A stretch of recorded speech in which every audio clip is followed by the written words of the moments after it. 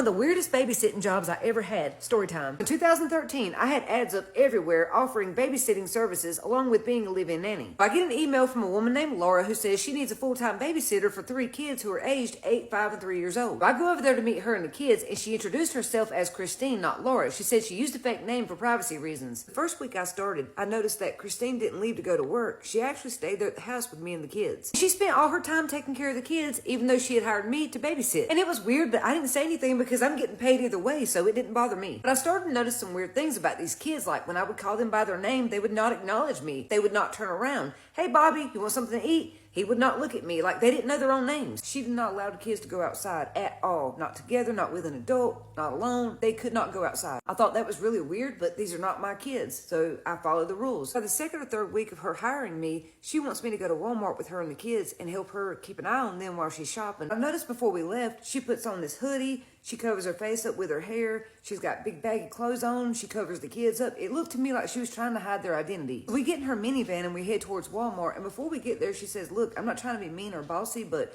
I need you to not talk to anyone once we go in the store. If anyone approaches you in the store, I want you to ignore them and walk away. Even if you know them, keep ignoring them. I don't want anyone around my kids. And I said, okay. And it was fine because I didn't know anyone in that area anyways. So now I'm doing a double take looking at her because I'm starting to think maybe she's a celebrity, but I don't recognize her from any movies or music. I also wondered if maybe she was wanted by the law. Maybe she was some type of criminal on the run. I didn't know. When we pull into Walmart parking lot, she doesn't pull into a parking space. She circles around the parking lot like 8 or 9 times, like she was looking to see if someone was there before she finally parked. So we get in the store and she makes all 3 kids get in the buggy together and we push them, and we get like 2 minutes deep in the store when she starts acting a little paranoid, like, is that guy staring at us? Did he just walk by us? Did he just come down this aisle? Did you see him? And I said, no, at least I don't think so. I mean, I weren't paying attention to him because I was watching the kids. Then she says, never mind, I'll just get this stuff later. And she puts a few items back on the shelf, rushes us out the store, and then we leave. So by that Friday, she pays me and says, look, I think you've done a great job. I want you to stick around. You know, I think you'd be a great addition to our family, and I appreciate what you're doing so much. One day the next week, she said, I got to go to town. I'll be right back. Don't unlock that door. Don't let the kids go outside, and don't let anyone in this house. She also showed me where the weapon in the home was, which was in a little lockbox so the kids couldn't get to it, and she gave me the code and said, if anyone comes in that door, you do what you got to do. Protect my kids. And I said, okay. What was weird was Christine never had any visitors. No family, no friends, neighbors, nothing. Nobody ever knocked on that door the whole time I was there. Until she left that house, and I mean within 10 minutes of her pulling out that driveway, I hear a knock, knock, knock. Knock, knock, knock. And I'm like, who the fuck is that? And I'm not going to lie, that did freak me out because I've been there for 28 days or whatever, and no one, not even a delivery driver, has ever come to this house. And then the time this woman pulls out the driveway, here comes a black car with tinted windows and some man knocking on the door. Nope. I did exactly what she said. I took the kids in the bathroom and I called her. I said, hey, somebody's here. Time you left, they pulled up. She said, I'm on my way. So we're in the bathroom and we hear this man and woman yelling, Michael, Christopher, Shania, get out here. We know you're here. These kids huddle up in the corner like they know these people and they're scared of them. So I said, do y'all know them? And they said, no. I said, is that your names? And they said, no. And I'm like, what is going on here? So I leave the kids in the bathroom and I go back to her room because I was going to get her weapon. I looked out the window and I saw a cop get out and he talked to this man and woman. They talked for a few minutes and then the man and woman get back in the car and they leave, and the cop walks up to the house and knocks on the door and asks me if we're okay, and I say yeah. So then Christine pulls up, she runs in the house and gets the kids and hugs them, and then the cop walks in and talks to her in private. I don't know what was said because I weren't in there, but I could tell there was something going on that I wasn't being told. So here's where it gets really weird. Christine says that I can get off early and go home, and she pays me for the rest of the week and says that she's going to call me later that night to let me know what time to be back on Monday morning. So I take my money and go pay some bills, and then I go home and wait for her call. But that call never came. So I call her late that night. She didn't answer. I called her the next morning. She doesn't answer. Then her phone was out of service, like she had it cut off. There was no voicemail or nothing. And I got very concerned. So I went over there Sunday night. But when I got there, it was completely empty. I mean, when I pulled up in that driveway, there was no minivan in the garage. So I went in, there was no furniture, no kids' toys, no clothes, no food, nothing. It was like nobody had ever lived there. There was no trace of this family from 2 days ago. All I could think was maybe that man and woman, they came back and attacked her. I didn't know. I was freaking out. I tried to file a missing person report on her and the kids, but the sheriff's department said no. I asked why, and they said because they had made contact and the family was fine. They just moved away. I said, was she mad at me? Did I do something wrong? He said no. I said, well, can I talk to her? He said no. I said, why not? He said, you just can't, but just know they're okay. My friend Stephanie had a good point. She thinks they were a part of a domestic violence program or in witness protection, you know, with the not knowing their names, not answering the phone, not leaving the house, and hiding their identities. It just all made sense. I think that's why the kids weren't acknowledging the names that I was calling them, because that wasn't their real names. Like every time I'd say Cindy or Bobby, they'd be like, because they didn't know that name. So Christine, if you see this video, just know that I really enjoyed working with you and your kids. I appreciate everything you did for me, and I hope that y'all are safe. While we're on the topic of Appalachia, you guys have brought up a lot about the Ozark Mountain. That place, arguably worse than the Appalachian Mountains. And also, some of you are telling me that I'm pronouncing Appalachia wrong. I used to pronounce it like Appalachia until I was told by a local that it's pronounced like when you're saying throw an Appalachia. Anyways, I looked into the Ozark Mountains and damn, some of these stories freaked me right out, dude. So kind of similar to Appalachia, people don't realize that the Ozarks are actually like sitting on top of all of these different cave systems, some of which are not even mapped yet. It's more than just that too. Like there are entire rivers underneath these mountains that are just running, literally flowing rivers under the mountain. There's tiny caverns, there's collapsed caverns. Arguably one of the scariest things is the sinkholes that can open up with absolutely no warning. So there's a story about a guy who went hiking in the Ozarks around the Missouri area, right? He went after a week of heavy storms, which already should have been a major red flag for him not to go because the Ozarks is known for destabilizing grounds. So this region is made up of limestone, so when it rains, it literally slowly eats away at the surface until beneath becomes just nothing but an open chamber, basically creating a hollow earth underneath the mountains. I don't know, apparently he didn't realize that the area was dangerous, or he did and he just underestimated it, which a lot of people do. So at first the day was going fine for this man. He was, going about his hike normally like anybody would. Nothing seemed particularly odd until he came to this one area in the forest that was starting to become not muddy, but more like mushy and spongy. Kind of like it kind of felt for him like the earth underneath his feet had like little air pockets in it. And every once in a while he would hear this cracking noise, not like around him or above him or anywhere else, but below him. He was just looking around, like what is going on? All I'm hearing is these noises. And then all of a sudden the forest disappears beneath his feet. Can you just imagine 1 minute you're walking through the forest and then the next minute you're free falling into the ground? The literal ground? He later described this experience as feeling like the earth literally just swallowed him whole. It's like that trend that's like when so-and-so decided that it was my time randomly. Well, the earth tried to decide that it was his time that day. And I think one of the most horrifying parts, other than the fact that he literally just got swallowed by the earth, is that he didn't just fall straight down. He was sliding. I mean, is that worse? Honestly, wouldn't free falling be a little bit worse? I don't know. But the thought of like sliding down into the earth is horrifying. Dirt, rocks, roots, frickin' anything you can imagine under the ground is just tumbling around him as he is falling through darkness, not knowing whether or not he's going to land on the ground or if he's going to die before he gets there, or even what is waiting at the end of this free fall for him. Apparently one of his shoulders got dislocated during the fall almost immediately. His flashlight flew out of his hand somewhere off in the darkness that he couldn't find it, and he landed flat on his back, or he hit his back off of the limestone, and it knocked the breath completely out of him, which in a normal regular situation that is already a horrifying experience to having the breath completely knocked out of your body. But I can't even imagine the fear of that happening in complete darkness and like in an environment you don't even know. You don't even know what's going on. And you can't breathe? No, hell no. A few seconds go by and he's laying there and he's like, oh my God, I must have died. Till he realizes, okay, I can still breathe actually, so maybe I'm not dead. But mind you, he was barely breathing at this point. He had just taken a very long and far free fall. Imagine opening your eyes in that situation and looking around and seeing nothing but complete darkness, knowing that you are in the ground, deep is somewhere in a cave, maybe not even in a cave because you don't fucking know. How are you gonna know you can't see? So he ended up locating his flashlight, right? And it was doing that like creepy, scary horror movie thing where it just flickers on and off because like, it had fallen, it had taken some trauma. It wasn't working right anymore. Honestly, I don't even know what's scarier, honestly, like sitting in there in the complete darkness or seeing teeny tiny little flickers and flashes of where you are and what's going on around you. Oh God, it just reminds me of that movie, The Descent. And on top of all of that, apparently this cave was not stable. He could tell because there were still like little pebbles and dust fragments and shit falling down on top of him. So pretty much every little sound that the cave was making, he was almost certain that the rest was just gonna collapse on top of his head and there's nothing he could do about it. So doing what he thought was pretty much the only option he has is to start screaming for help. But of course he got no response other than the sound of his own echo. But that's also when he started to notice other sounds throughout the cave, one of which very horrifying sound. The sound of rushing water. Like a full-on on flowing river, not just like little drip drops of water. And caves in the Ozarks are infamous for this type of shit. Some of them are even connected to like underground waterways that literally stretch for miles. Like even ones that have not been, like I said in the beginning, not fully mapped by people, have not even been explored yet. Which this realization made him come to realize that like he was not just stuck in some tiny little hole in the fucking wilderness. He was stuck in some uncharted, unmapped, ginormous cave system, completely alone.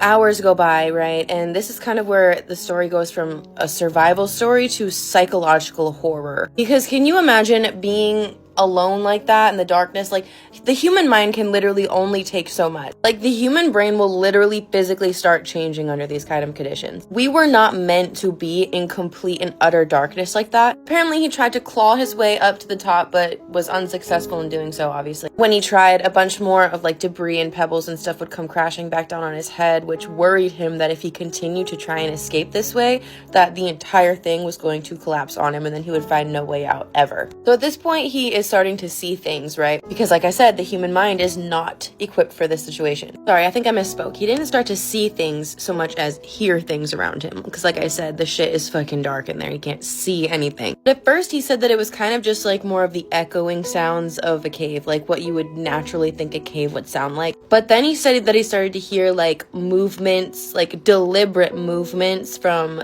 further down the cave systems, like slow scraping sounds or like the shifting of rocks under somebody's feet as they're moving slowly down the tunnel. And of course, all of this was out of reach of his flashlight because, mind you, the flashlight was still barely working. But, you know, he was trying to ignore it and do his best to just like stay calm in this situation, you know, trying to guide himself through this with a level head. Apparently his flashlight flickered on this one specific spot in the tunnel of the cave, and he saw just for one split second in that flashlight flicker something crouching down and staring directly at him in the tunnel. Like creepy, low to the ground, staring directly at him. And then his flashlight completely died.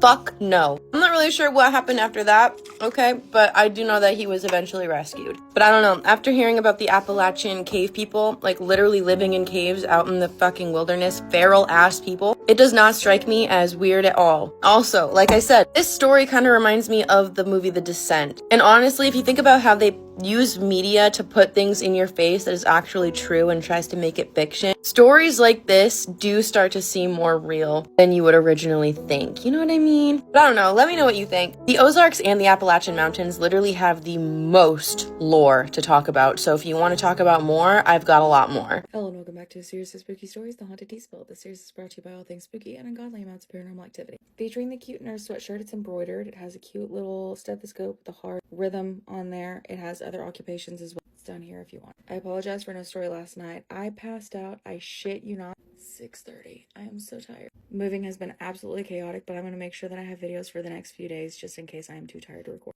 Now onto the story. Let me first start off by telling you that I've been a magnet for the paranormal pretty much my entire life. Thank God that's not me. Or maybe I'm the opposite side of a magnet.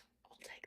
I have several stories I'd love to tell you about from this house. Let's start out with a creepy one that made me realize I was truly not alone in this house. On this particular day, my family had gone out for dinner and I was left at home by myself, so I decided that I would spend my time meditating and keeping my mind off things while I had the chance. Oh, the best time. Everybody's out, you have the house to yourself. Absolute serenity. I was sitting on the couch with my sunroom to my left, which had a view of the front yard when the blinds were open. The TV was in front of me and there was a closet behind me. I was sitting on the couch after I had just finished meditating and I heard whispering behind me. Knowing that I had turned the TV off and no one was home, I very quickly realized I was not alone. Suddenly, I had the urge to look to the left towards the sunroom, which had the curtains cracked open so I had a view of my front yard. As I looked, I saw a solid black shadow figure the size of a child walk by slowly for what seemed like an eternity. Like, if you're gonna be here and I'm gonna have to see you, I don't want to see you for that long. If you need to walk past, that's fantastic, but pick up the fucking pace. As I was watching the shadow figure walk by, it slowly disappeared, and then the remote in front of me flew off the table. Also, don't do that. Story number 2. My parents were outside putting up decorations for Christmas. My mom was trying to set up a projector thing for the window, so it looked like Santa was in the window. And at this time, my grandma lived with us. She was in her room. Everyone but me was outside and my grandma was in her room. I was in the kitchen cutting up potatoes for dinner when all of a sudden, A woman who I assumed was my mother walked by. I spoke to her and she didn't respond. Being more annoyed than anything, I just went back to cutting potatoes. She was walking towards my grandma's room and I just figured that my mom went to go talk to her. Why was she visiting Granny? Not even 2 seconds later, my mom bangs on the window trying to scare me on the opposite side of the house. When my mom came in, I said, "Did you just go talk to Mimi?" And she said, "No, everybody was outside this entire time." I still have no idea who that woman was. Did you ask Mimi if she saw anything? Story number 3. My room has a sliding glass door that leads out to my garage. I was in my bed, sound asleep, really out of it, and I woke up to a super loud banging on my sliding glass door. The banging was so loud I thought it was going to break the glass. I looked at my phone and it was exactly 3:30 a.m. No, not the scary time. I went to go see if anybody was there, and no one was. It took me a while, but I went back to sleep, and when I did wake up, I woke up to someone playing with my hair. Bitch, don't touch me. I have a ton more stories that I can tell if you're interested. Thank you for listening. And what do we say every single time I read a line that says, "I have more stories if you want them"? Of course we do. Anyway, rated on a scale of 1 to 10, 1 being the least scary, creepy, spooky, 10 being the most. I guess we can just rate all of these, maybe rate the house scary, creepy, spooky. Which one was the scariest in your opinion? Let us know in the comments. If you have a story of your own that you want to submit, you can do so on the link tree in my profile. Don't forget to go follow my backup account. I have been heavily active on that page, okay? I'm very proud of myself. I'm feeling very much like a real life content creator. I'm trying to save up for a new car, so any money that I make off of that account, I will put in my car jar. Anywho, I'll see you at the next episode. Stay spooky, friends. What would you do if you were alone in a church after dark and then you hear a little girl crying from the basement? This is Scared with Jess, and today's story is about someone who says that something happened to them in a church basement that just no one believes. I used to help out at a small church in town. It was nothing major, just random stuff when they needed an extra person. Moving chairs or stacking tables or maybe locking up after events, that kind of thing. It was one of those old churches that had been there forever. Red brick outside and the basement underneath, and a fellowship hall down there where they did dinners and classes and kids events. During the day, it felt normal. At night, it felt older than it looked. That night, I stayed late because there had been some kind of prayer group or meeting, and I was helping out putting things away after everybody left. By the time I finished upstairs, it was already dark outside. The building was quiet in a way that churches get when they're empty. Not peaceful, but just too still. I remember checking the main doors and turning lights off room by room. I was almost done when I heard it. A little girl crying. Faint at first, but coming from the basement. I stopped and listened because I honestly thought maybe I had imagined it. And then I heard it again. Not loud, just this little shaky crying sound from below me. My first thought was that somebody had accidentally left a kid downstairs after the meeting. That sounds stupid now, and at the time it felt more believable than anything else. So I went to the basement door and called down, "Hello?" The crying stopped. For a second, there was nothing. And then a little girl's voice said, "Can you come help me?" That went right through me, not because it sounded evil, because it sounded real and small and scared, like somebody trying hard not to panic. I opened the basement door and looked down the stairs. Pitch black. That was strange right away because someone always left one light on at the bottom. Always. I had been down there 100 times and there was always at least a dim light over the landing. I reached for the switch at the top of the stairs and flipped it. Nothing. I flipped it again and still nothing.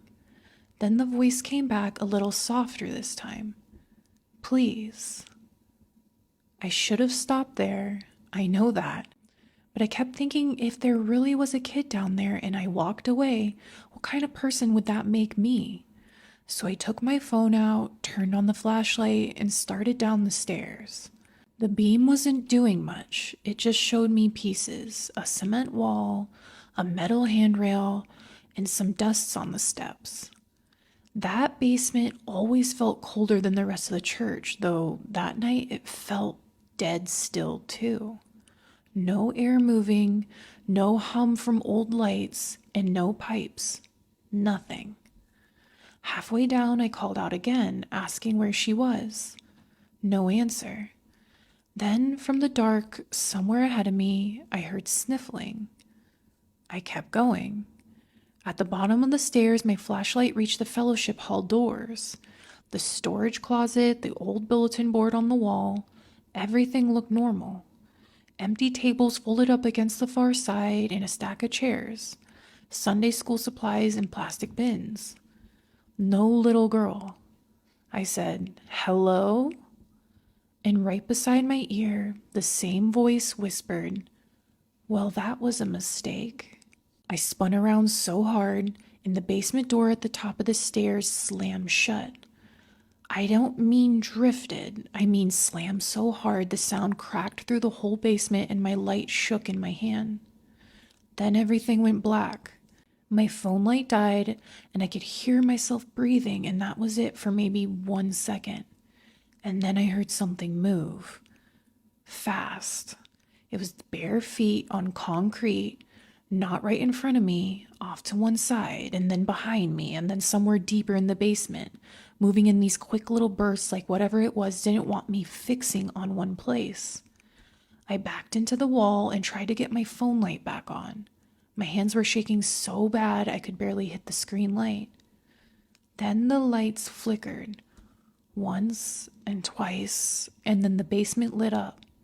She was standing at the bottom of the stairs. A little girl, small enough that if I had seen her in the daylight from a distance, I probably would have thought she was 6 or 7. Old dress hanging off her, hair stringy and dark around her face, and her eyes were gone. Not hollow black the way people say sometimes, I mean gone. Empty wet sockets with dark fluid streaked down over her cheeks. Her mouth was open way too wide, and black liquid was running down her chin and dripping onto the front of her dress. She was faced, looking straight at me. I know that makes no sense when I just said she had no eyes. I don't know how else to explain it. I could feel that she was looking at me. And then she took one step toward me. I ran. I didn't try the lights. I didn't look again. I hit the basement door so hard going up the stairs that my shoulder was bruised the next day. I got it open, bolted into the hallway, and ran straight outside. I called 911 from the parking lot because I was panicking too hard to think of anything else. I remember trying to explain it and hearing myself sound insane. I said I thought somebody was in the church basement. I said I heard a child. I said something was down there. And the police came and they checked the whole building, but nothing. No one in the basement, no signs of a break-in, no kid, no blood, no footprints. They asked if I had fallen asleep in the church, asked if I had been drinking, asked if I had maybe heard something outside and worked myself up. One of them was nice about it, which almost made me feel worse. I told the pastor the next morning, and he looked at me for a long time without saying anything. And then he asked, "Did she ask you to come help?" That made my stomach drop. I said yes. He sat down after that and told me that there had been another man years before who said he heard a little girl crying in the basement after hours. He went down alone too, came back up white as a sheet and refused to step foot in that church again. Everybody treated it like he had a mental breakdown. I asked if there had ever actually been a child hurt down there. He said not that he knew of. Then he said something I still think about. He said maybe it asked for help because that's what gets people to come lower. I never went down there alone again. I then asked the pastor if there was a security camera. The pastor told me the footage had one strange part from the night I called the police. It showed me standing in the upstairs hallway outside the basement door, panicking and stumbling backward before I ran out of the church. It never showed me going down the stairs at all. Anyway, good luck sleeping tonight. I have a very odd story which has totally baffled me and my sister for years. This happened on the 9th of September 1994. It was around 3 p.m, a bright and sunny afternoon. I was 18 weeks pregnant at the time. I lived in Leicester City Centre and my sister, Sarah, was staying with me. We were a bit bored and had decided to walk to the shops. I'm a very fast walker and we became slightly separated on the busy pavement. I became aware of a man walking across my path, but some 20 feet away. The pavements were filled with people and this was just a junction, which was very busy and the centre had not been pedestrianised yet. I watched the man and there was something about him. He moved with purpose towards the road. There was a small bus, known as a fox cub, waiting at the traffic lights, which were on red as he approached the crossing. The man stepped onto the road as the lights went on to green. The fox cub began to pull off, seemingly unaware of the man's presence. The man didn't seem to notice and continued. I began to pull at my hair in distress. I watched that man get hit by the bus. He grabbed at the door, which was still open. I watched him struggle and then he went under the bus. I was traumatized. I looked around me in utter shock, hands still on my head, asking, "Did you see that?" to anyone who was around me. Everyone was looking at me with concern. I was so confused. I looked back and everyone was going about their day whilst staring at the mad lady standing on the pavement, pulling her hair and talking to strangers. There's no sign of any accident. The fox cub is gone, on its way. I quickly looked for Sarah, who's experiencing the exact same trauma. She was standing in utter shock that everyone around us is just cracking on with life. What just happened? We both keep walking, not talking to each other, but quietly trying to make sense of what we had both witnessed. As we walked next to the old Lewis's building, which is sadly long gone, where buses and fox cubs were awaiting passengers, we both became aware of a young man who was walking along the line of fox cubs and was getting down and checking under the front of each one. Sarah and I were freaked out. We both knew that he had seen the same thing we had. We both agreed it felt too much mentally, and we said we'd talk later. We continued our afternoon, and we didn't really mention the events until later that evening. When we did talk, we both described the exact same event, except she didn't see him go under like I did, thank God. She was slightly further behind. His features were sharp. The detail of his clothing was clear, but he was kind of grey. Neither of us could describe any colour. Everything about his appearance was grey. We were freaked out. We both said that we should have asked the guy checking under the buses what he'd seen. That, we can still agree, has bugged us for years. We were so shocked by the trauma of witnessing a man get run over by a bus and seemingly no one witnessed it. Well, except for that man checking under the fox cubs. After nearly 32 years, I can still recall those crazy few seconds as if it just happened. And if you think about it deeply, it's a rabbit hole. Two worlds or times interacting with each other. But the veil was only open to view by Sarah and I, maybe? We've had other experiences when together too. Anyway, take care. Alison. Spooky Scary Storytime submission was submitted by someone who wanted to remain anonymous, but who shared her experience as someone who went from someone who believed in absolutely nothing to someone who believed in something bigger than herself. And I figure with the content of Spooky Scary Storytime often being very dark and heavy, it's good to throw a story like this in the mix on occasion, just to give you a happy ending once in a while. And besides that, I like to cover different aspects of religion and spirituality as to not leave anyone feeling excluded. If nothing else, maybe it will give someone struggling some hope. But this came from someone, as I mentioned, who wanted to remain anonymous. We'll just call her N. And N says that she went through a very dark and heavy time in her life from the ages of 15 to 21. She was in a downward spiral of addiction and trying to recover, and then addiction and depression. And she was using the substance that begins with H. So a very, very heavy substance. And during this time, her grandmother passed away, and this was devastating to her because her grandmother had been the only close person in her life that she had to lean on. Her grandmother was always the one that believed in her, that had her back despite her struggles, and who always told her, no, you're going to get through this. You are not defined entirely by your actions. And says that everyone else besides her grandmother had pretty much written her off as just an addict, as worthless, as something to be forgotten. And after her grandmother passed away, she inherited her car, and that was all she got from her grandmother. And her addiction got so bad that she ended up having to move into the car while experiencing homelessness after being evicted from where she was living.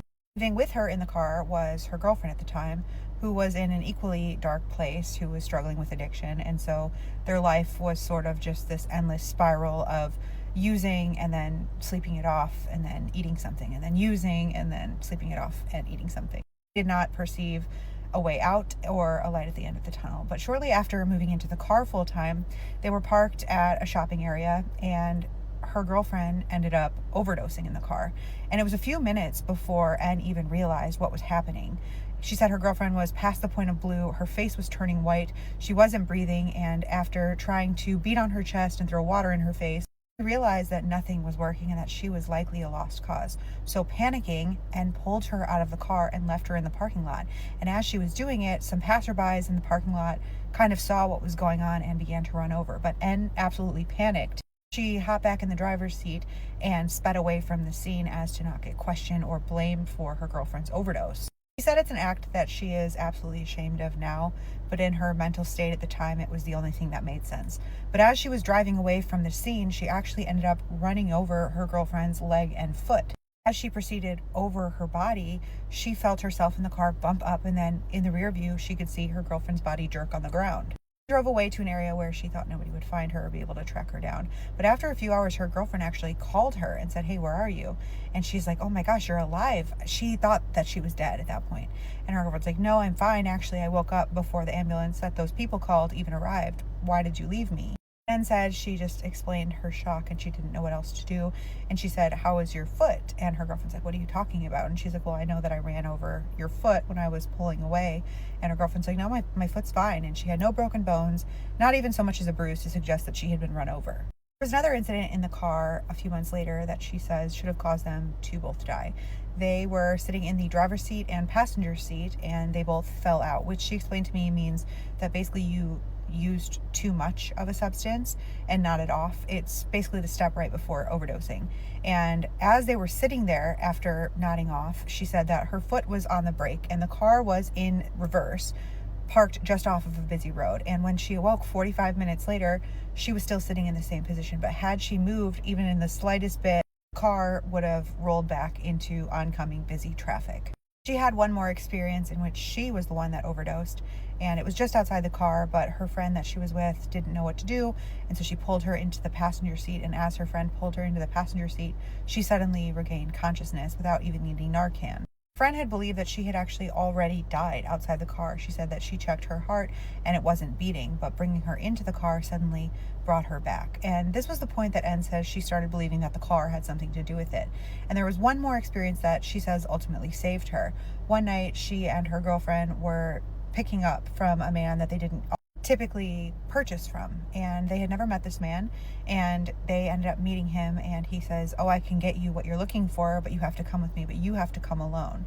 And Anne said she was a little bit reluctant, but she figured, what could it hurt? Nothing bad's ever happened to me before.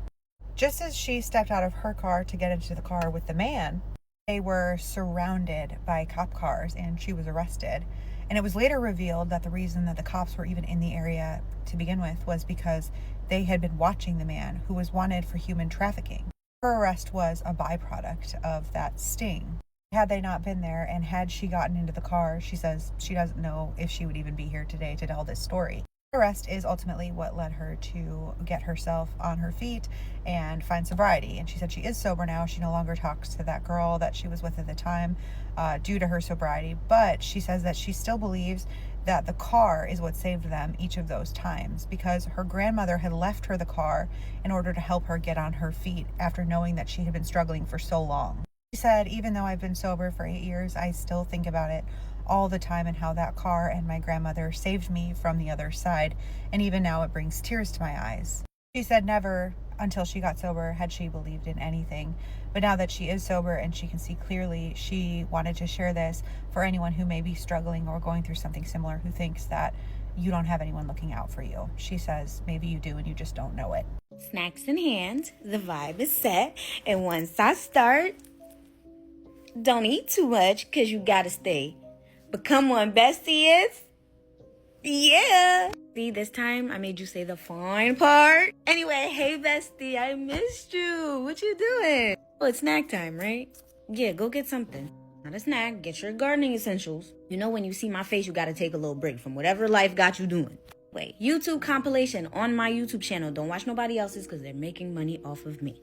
Onto the story. Can someone please tell me why when I record, it does that little mute thing at like the first 0.2 seconds? That irritates my soul so bad. Okay, I'm gonna get on to the story, I promise. For the sake of this story, let's call this lady Mia. Mia has a 3-year-old son. Let's call him Gio. Gio is like an extremely smart kid. He catches on to things very fast. He is very advanced. He's always been advanced ever since he was born. So just to give you an idea of what Gio is like. So Gio has this best friend from school. Let's call him Leo. Leo and Gio are inseparable. They play together. They sit together. Teachers have to separate them. They both come home talking about each other every day. So eventually the parents got together and they started having play dates and actually building a relationship. And so both these families are actually like getting really close. Almost every weekend, one is at the other's house having a play date to the point where they were having sleepovers and everything. It was amazing for the moms because they can just like chill in the backyard, have a glass of wine while the kids are playing, you know, and everything was good. Everything was great for like the first school year. And then into the second school year, it was still great. But then Gio's mom, what did we call her? Mia, started to notice some little tiny red flags, but she didn't want to jump into conclusions. Now, when I say tiny red flags, Leo's mom compares them a lot, right? Now, I told you Gio is a very smart little boy. Leo was also a smart little boy, but he was like smart for his pace. Like Gio was definitely advanced and Leo was where he was supposed to be. So into the second school year, Gio had to actually switch class because the class that he was in now no longer fit his brain. So he had to be in a higher class. And Leo's mom, I should probably stop making the name so similar. I'm going to confuse myself. Gio's mom was really bummed about it. And at first, Mia was like, yeah, like I'm bummed too, you know, like they're bummed. I mean, I don't really care, but you know, she understood because the boys are literally besties. She just chopped it off as, you know, she's mad because they're besties. That's where the change really started, was when he switched classes. Because he then has harder homeworks. He then has like more stuff to do. So usually sometimes after school, if they're over there at Leo's mom's house, you know, she used to be helping them with their homework and stuff. But now Gio's coming home saying Leo's mom doesn't want to help him anymore. And obviously Mia's like, what do you mean? Like, I'm sure that's not what happened. So she happened to mention it to Leo's mom. And Leo's mom was just like, oh no, it's nothing like that. I just was very busy. So I had my husband help him. And so she was like, oh yeah, well that makes sense. These are one of the first few red flags. Now fast forward, Leo's mom started to like cancel on play dates and say, oh, they have stuff to do. But then Mia would drive past their house and they would be home. So why are you like capping, you know? So about like a week goes past where behavior is just being so weird. Play dates are getting canceled. She's ignoring phone calls. She seems like she got an attitude. And Mia's not understanding like what's happening, but like she don't really care that much either. She really just cares because that's literally her son's best friend. And out of nowhere, she gets a phone call from Leo's mom saying, oh my gosh, I want to plan the best sleepover for them. And she's like, that's odd. You was just ignoring me and lying about it and stuff. Now you want to have like a sleepover? And she said that to her, not in those words, but she was just like, oh, well, I don't know. Like, you've been distant. I wasn't sure if, you know. She's like, oh, no, girl, I'm sorry. I've just been like super busy, you know, mom life, wife life. But let's do it. Let's have the sleepover.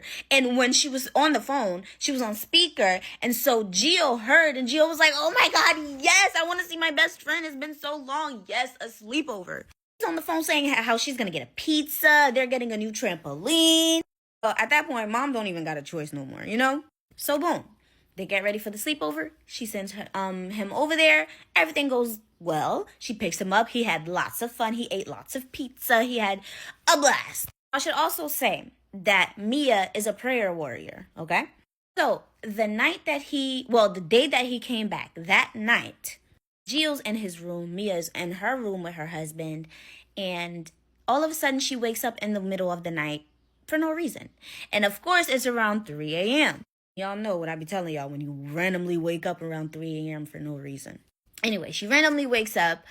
She goes to use the bathroom. She gets a glass of water. She tries to go back to sleep, but she can't. So she checks on, Gio. Gio's asleep. So she goes back to bed, and she's now just scrolling on TikTok. And as she's scrolling on TikTok for about 10 minutes, she hears this. And of course, she's like, what the fuck? What the fuck is that? Thinking is Gio knocking on her room door. So she goes to open the door, but nobody's there. So she's like, what the fuck? Let me go check on Gio. So she goes to Gio's room, and Gio is standing in his room against the wall, banging his head against the wall. But when she looks closer, his eyes are closed. So he's probably just sleepwalking. So she's like, oh my God, you scared me, boy. Let's get you back to bed. So she leads him back to bed, and he stays asleep. And that happened. Weird.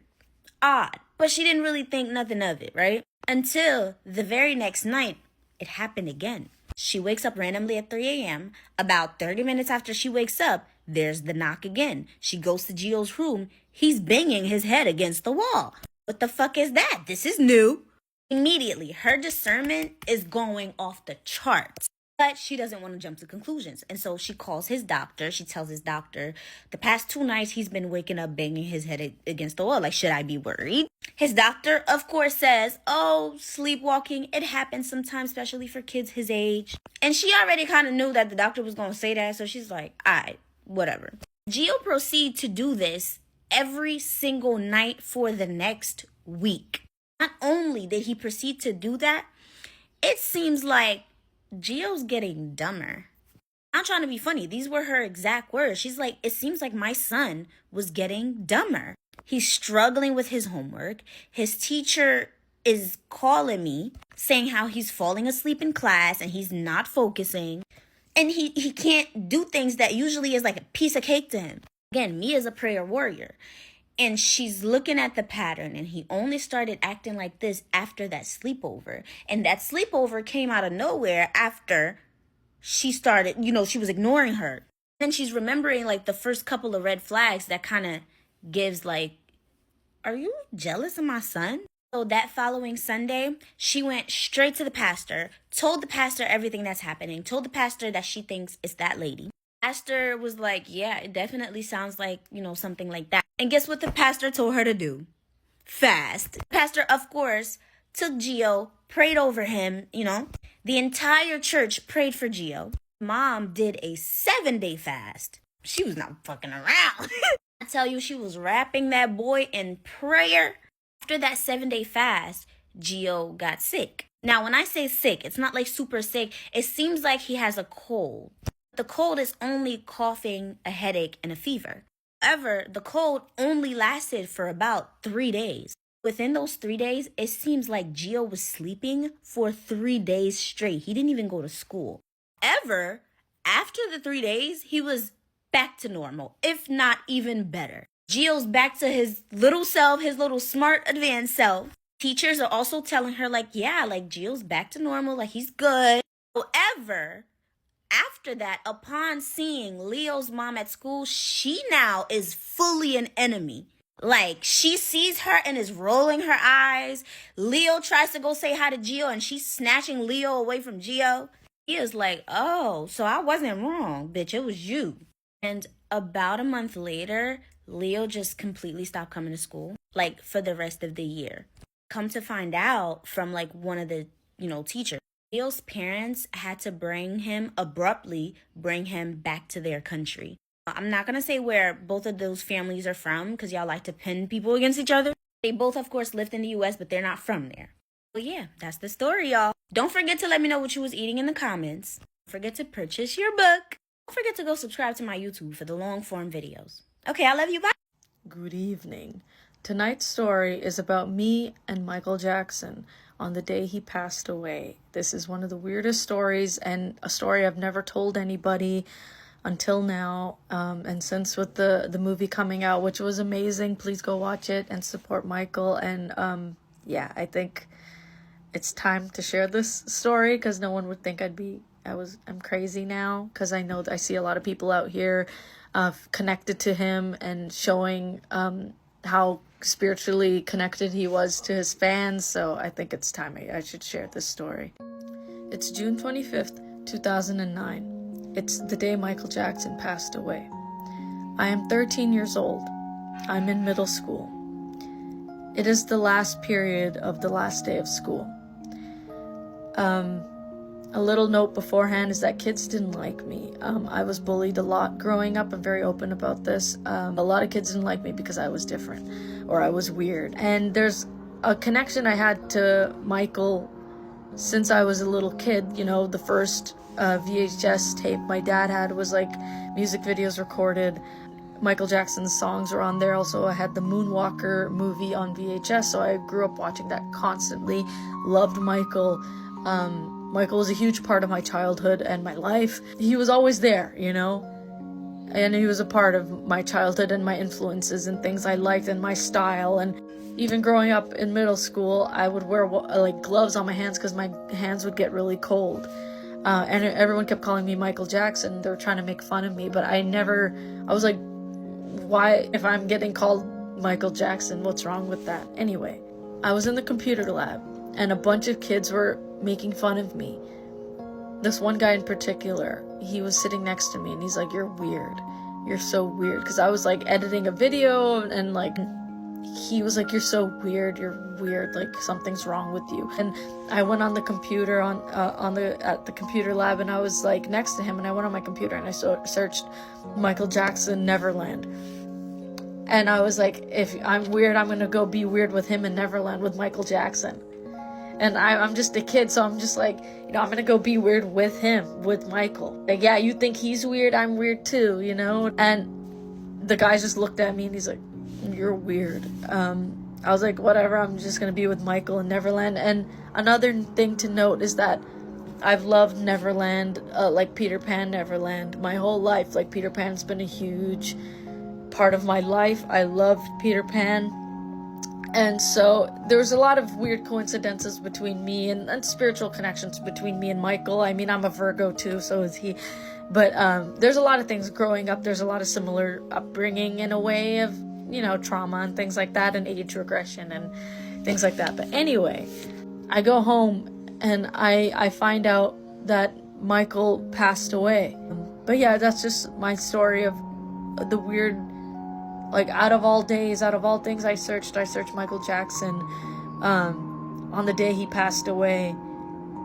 Very weird, but it's like the spiritual side of me, or like the psychic side of me, or clairvoyant side of me was like, you might want to say bye. You might want to take one last look to see what's going on. And it just kind of, my world came crashing down, and like I felt like a part of my childhood just was like ripped away from me. Like my heart broke, a piece of my heart broke, and I became depressed. Like a part of my like soul was like taken from me. It's like you don't realize how much you loved Michael until he was gone, kind of thing. Like you don't know what you're missing until it's gone. I'm still grieving, like now with the Michael movie coming out. It's very interesting. It feels like 2009 all over again. That's why I like remembered this story and I wanted to share it with you. It's like Michael was definitely otherworldly, and I swear he's like an angel or earth angel. And you know, kids are in tune to his frequency or his energy or his light. So are animals, so are people. Like anybody can tell that this man had a different energy, and you can pick up on that. I will always support him and never believe anything that people have said about him because I know it's not true. But yeah, hope you guys like this story. I'll see you guys in the next one. Stay spooky. Bye. Somebody submitted a spooky story saying that you have to be careful who you allow to touch your hair. This person claimed that their hairdresser was stealing more than just their edges. I'm gonna call the person who submitted the story Annie. Annie says that she's been debating on whether she should share this or not because it still sounds unbelievable, but if it helps even one person, then it's worth it. So a close friend of Annie's, we're gonna call her Danielle. Danielle had been going to the same braider for nearly 3 years. This woman was practically family. Like, she came to birthdays, knew all of Danielle's secrets. She was the only person Danielle trusted with her natural hair. And at first, everything seemed normal. But after each appointment, Danielle started started noticing strange things happening. Her hair would grow out quickly for the first week and suddenly start shedding in clumps. She became exhausted all the time, even after sleeping 8 hours. Her finances started falling apart. She would get paid and somehow the money would disappear from random emergencies. Her relationship became chaotic and she felt like she was constantly in a fog. The strangest part was how obsessed the braider became. If Danielle tried to book with someone else, the braider would accuse her of being disloyal and she would get mad. She once told Danielle, "Nobody will care for your hair the way I do." And at the time, again, it sounded harmless. Then Danielle started having reoccurring dreams, which again, ladies, trust your dream. In the dream, Danielle was sitting in the braider's chair. Instead of trimming split ends, the woman was cutting large chunks of her hair and placing it into this black bowl. Around the bowl were candles, coins, and photographs of Danielle. Every time Danielle tries to get up in the dream, her body felt way too heavy to move. So like full-on sleep paralysis. Danielle would wake up drained and terrified. One day, Danielle decides to deep clean her apartment. While sweeping under her bed, she found a small cloth bundle that she'd never seen before. Inside were strands of her own hair tied with red thread. In the cloth was also a piece of paper filled with red ash on it. No one knows what that means. So Danielle calls a relative who was familiar with spiritual practices, and after hearing everything, the relative asks, "Have you been leaving your hair with someone you don't fully trust?" Again, Danielle wasn't trying to accuse her hairdresser. Yes, she had those weird dreams. In her mind, this has to be a coincidence. But when the relative asked her that question, Danielle immediately thought of her braider. The relative then tells her that in many traditions, hair is considered deeply personal and can be used in rituals meant to bind, drain, or influence someone spiritually. Right then and there, Danielle canceled her next hair appointment and basically confronted the hairstylist, letting her know that everything that she's been doing to her will come back tenfold. To which the braider sent a message back saying, "You can leave, I got what I needed already." And then sent her 2 more messages saying, "You'll be back. You need me more than you realize." Danielle blocked her number, had to do a protection ritual. She blocked the hairstylist after that, did her protection ritual. The person who submitted the story says, maybe it was a coincidence, maybe it was psychological. Maybe some people understand that hair carries more than just DNA. If there's one thing she wants people to know, it's this: be very careful about who you trust with your hair, because sometimes they may be taking more than just what falls to the floor. Since you guys want to be crybabies and complain about part 2s, I tried to fit this story into one part. And if you say anything about my hair, you're anti-black. Like I say at the end of all my videos, I love you, my abducted humans, from your favorite Haitian homegirl. Guys, for some reason, this story I'm about to tell you, when I read it, I couldn't even handle it. It like made me tear up. One of my followers, her name is Chelsea, sent this story in to me, and it's honestly, for some reason, just one of the ones that freaks me out the most. She says this takes place in East Texas about 1.5 to 2 years ago, and she herself says that it still freaks her out to this day thinking about it. Chelsea was living with her best friend out in the country, and she said unfortunately her washing machine broke. So her best friend, we're gonna call her Kat for this story, said she's gonna contact her sister and ask her if they can go over to her place and do a load or two, because laundromats in that area were not open very late. And Kat's sister agrees because she wasn't going to be home anyway for a few days. To set the scene, Kat's sister lives along a 4-lane highway, and it's divided by a median. Across the highway is a very large hayfield, and then on the side of her sister's house are 2 other houses. Kat's sister's driveway is about 75 yards long, and the house sits at the end. When they head over there, it's about 11 p.m. at night, and they had grabbed some food beforehand. So they get to the house, and Chelsea tells Kat to grab the food and take it in a while, and she'll start grabbing the basket. So she goes around and she has a lift gate, and she pushes the button, and then her body just freezes.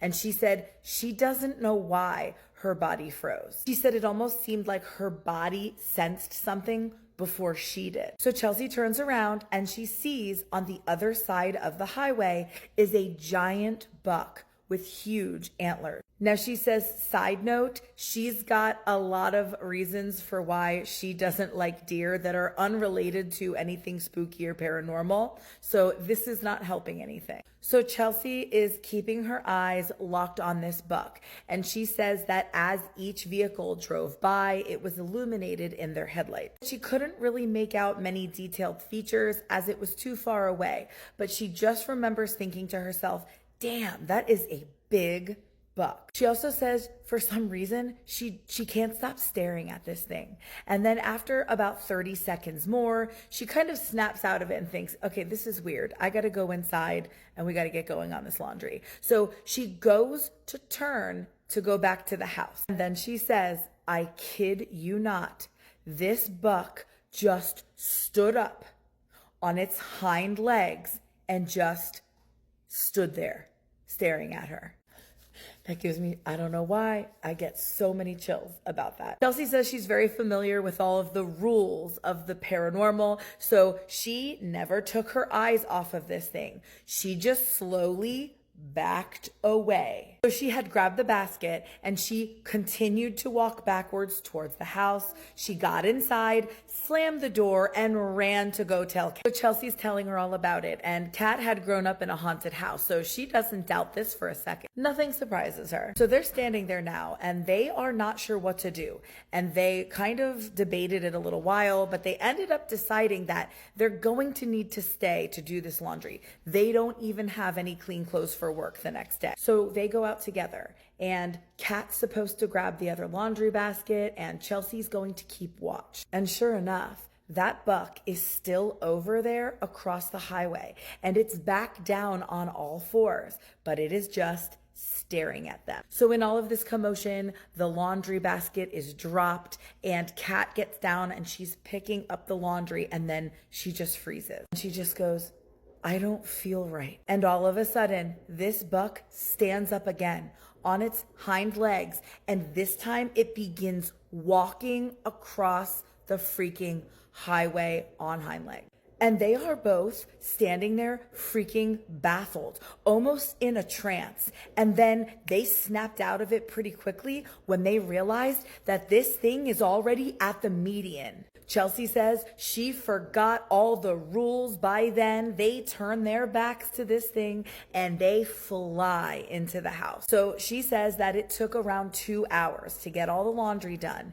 And once they were finished, they were finding themselves standing at the door for a good 5 minutes, debating if they even wanted to leave. Like maybe they should just stay the night. So Chelsea goes to the living room window, which faces out towards the highway, and she is looking out and she cannot see anything. It's clear.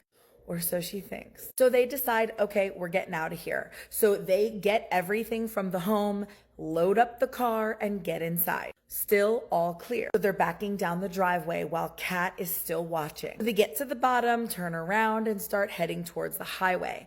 And Chelsea wants to note that her AC in her vehicle was not working, so they had the windows down. And then they notice there is that buck again, back across the road now, standing there, staring at them on all fours. So Chelsea just stops the car, and Kat gives her a look like, are you kidding me? And then she's like, no, keep moving. So they get to the highway and they are about to turn, and they look at this thing one last time, and yep, you guessed it. It stands up again on both hind legs, and they freaking peeled out of there. She said they fishtailed it and everything just to get the heck out of there down the road. Chelsea says she can honestly say she didn't even have the guts to turn around and look out that back window until they were like 3 miles down the road. She said they never went back to the sisters after dark, and they never told her about it either. Chelsea says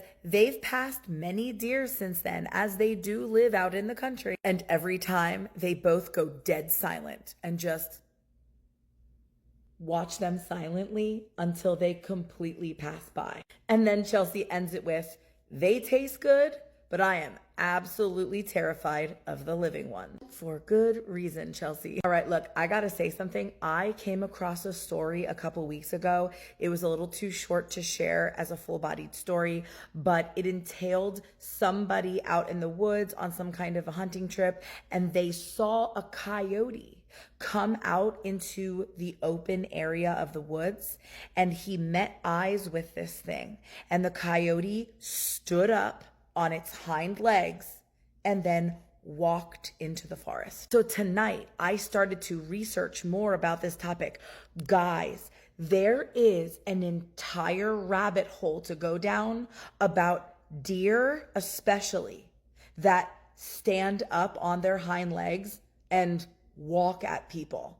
And there's a lot of other parts to the story. People believing that they're not really deer, that they're some kind of a skinwalker. I mean, I have so many goosebumps right now just thinking about it. So I am going to now go down the rabbit hole, okay?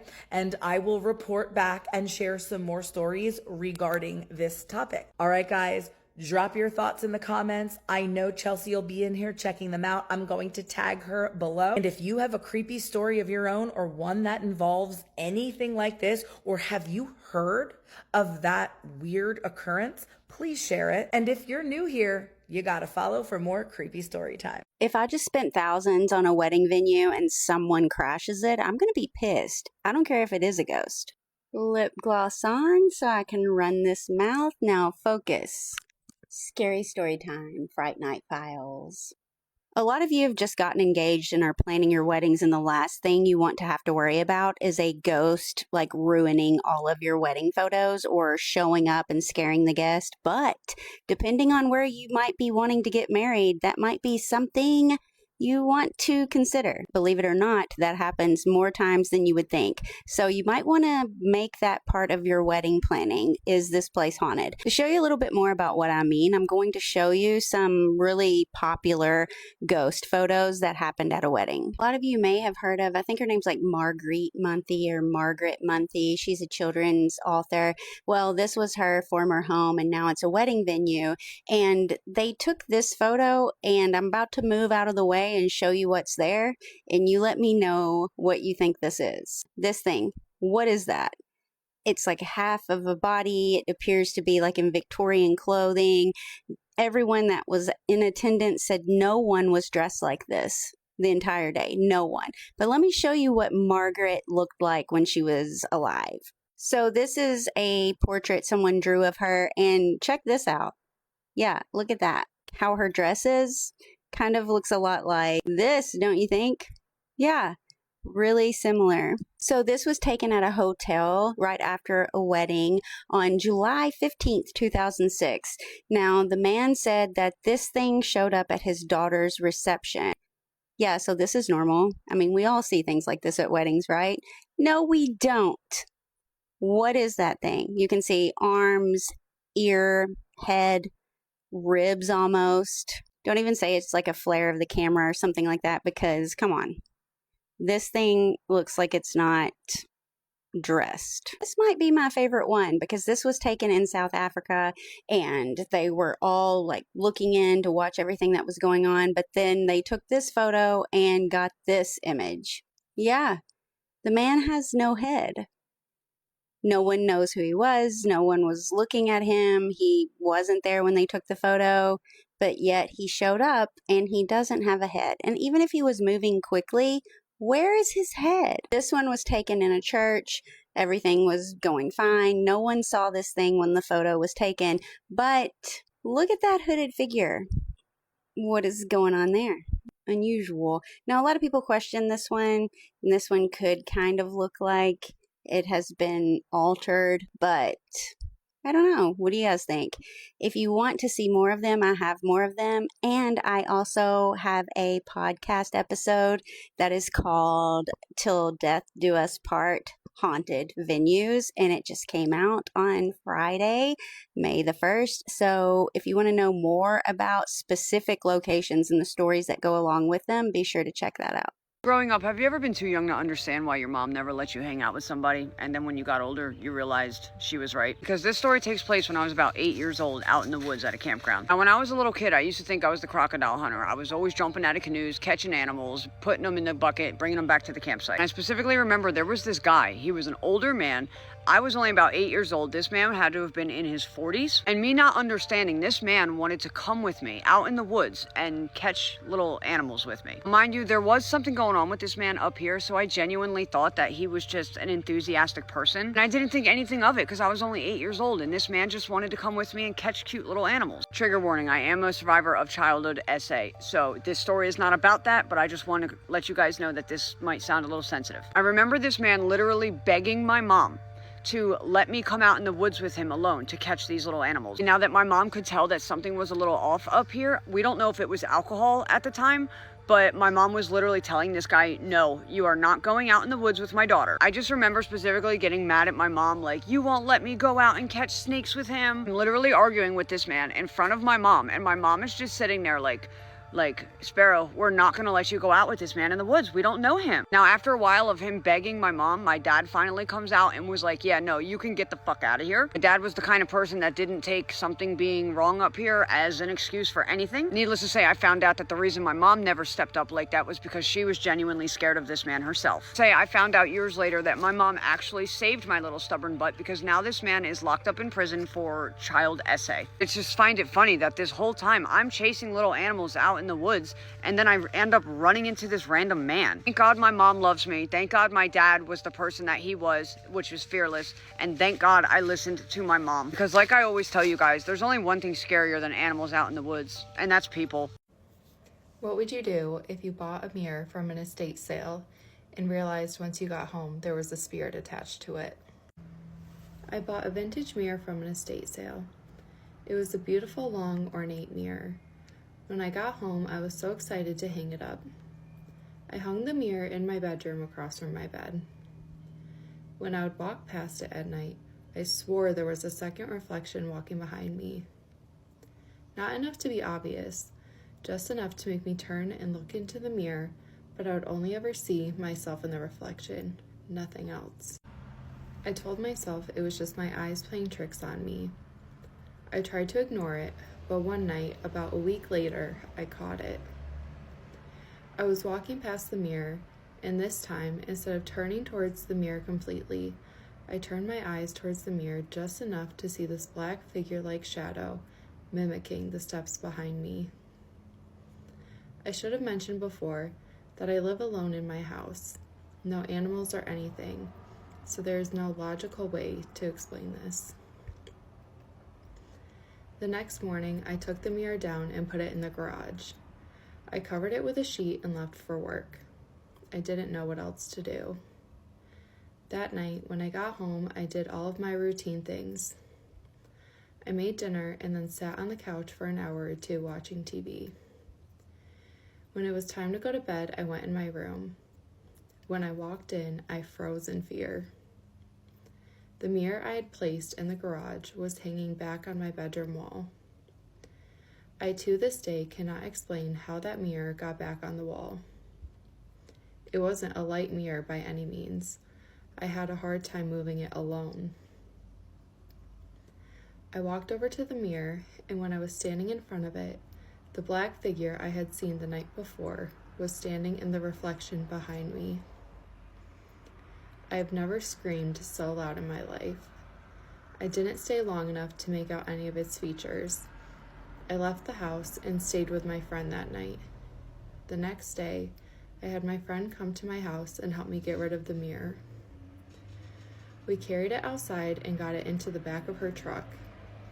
We decided to take it to our local dump so no one else got a hold of it. When we were driving down the road, all of a sudden, a man appeared in the middle of the road. We swerved to miss him, and my friend slammed on her brakes. When we stopped, we jumped out of the truck to see if he was hurt, but the man was nowhere to be found. We got back into the truck and made it to the dump.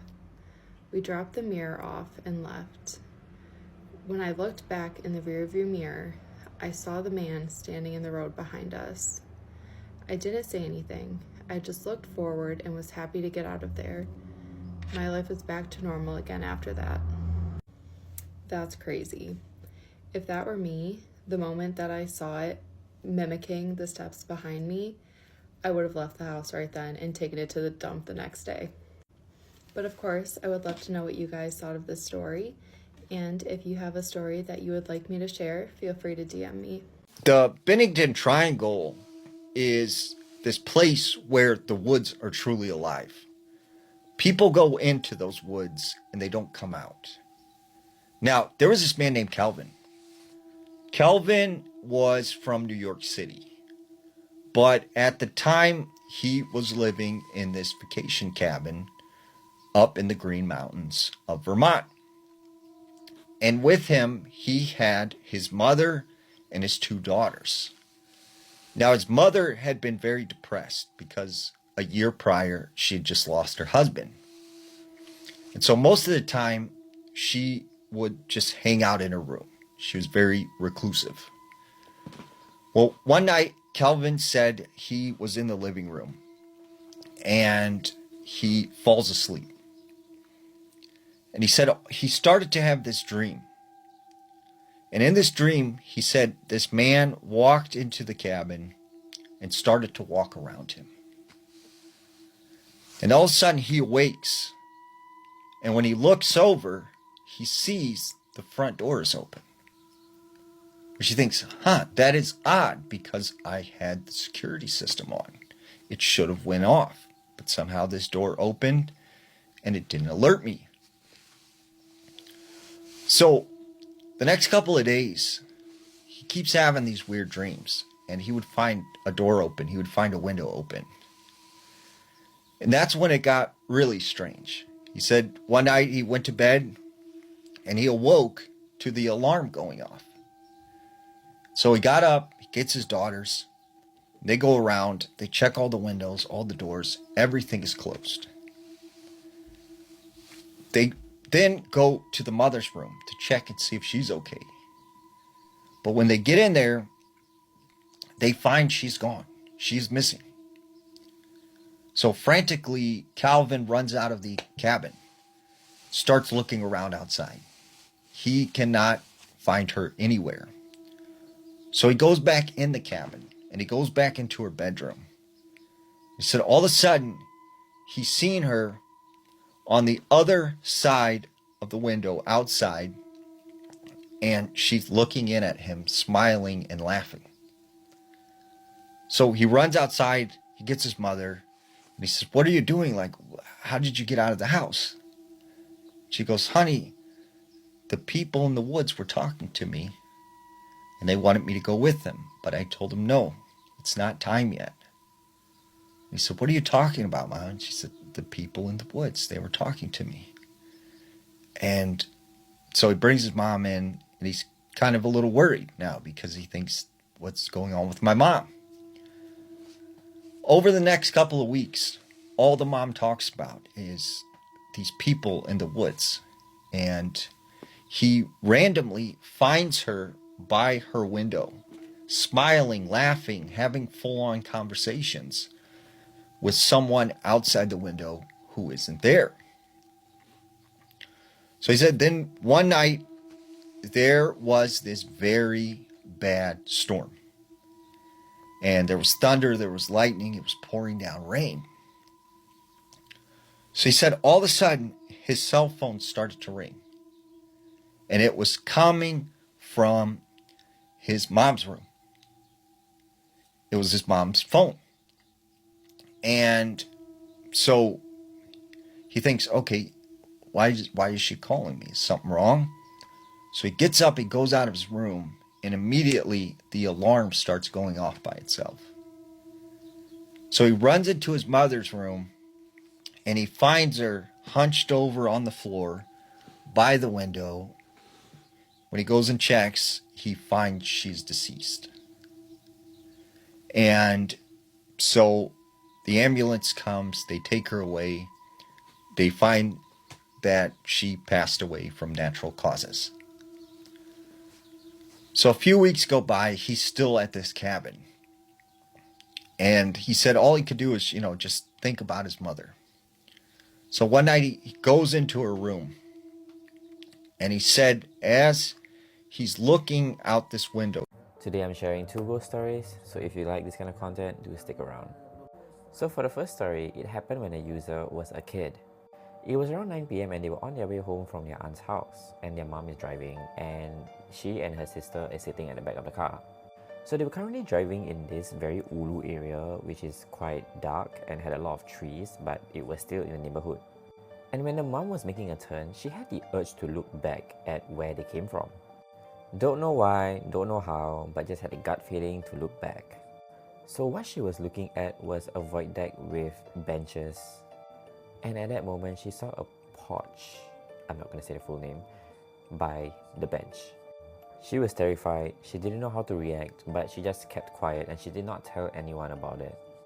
Thankfully, the thing did not follow her back. The next story revolves around a deceased family member. So this user sent in their story and it happened last year in 2025. So after his grandpa passed away and the final rites were performed, he returned home. And at that night, he went to bed as usual, alone in his room. So at around 3:45 am, he suddenly felt this overwhelming sense of stiffness. At this point, he was sleep paralyzed. He couldn't move, but at the same time, he sensed a presence so gentle yet unsettling near him. Then he heard very softly this voice said, "Do you want to eat?"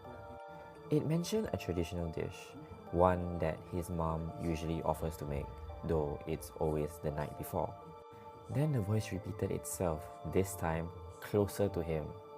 The nearer it came, the softer the voice, but at the same time, he was still frozen. Couldn't scream, couldn't move, but could only pray silently. Then somehow he managed to move his right hand over to his left wrist to touch his religious bracelet.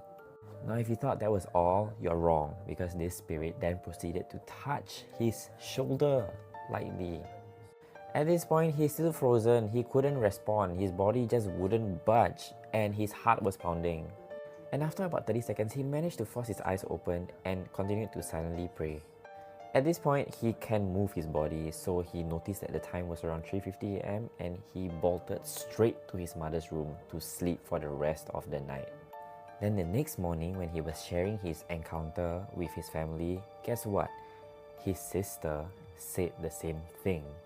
His blood ran cold because his sister said that she also woke up at 3:50 am.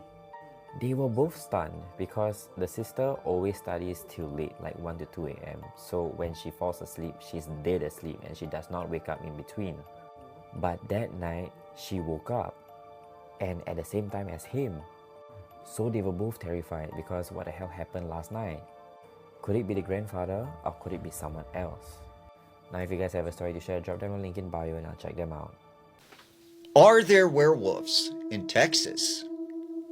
Now, there is a very old story from the 1800s that comes out of Converse, Texas, about this rancher who buys this 100 acres of land. And he wanted to get away from the Civil War at this time.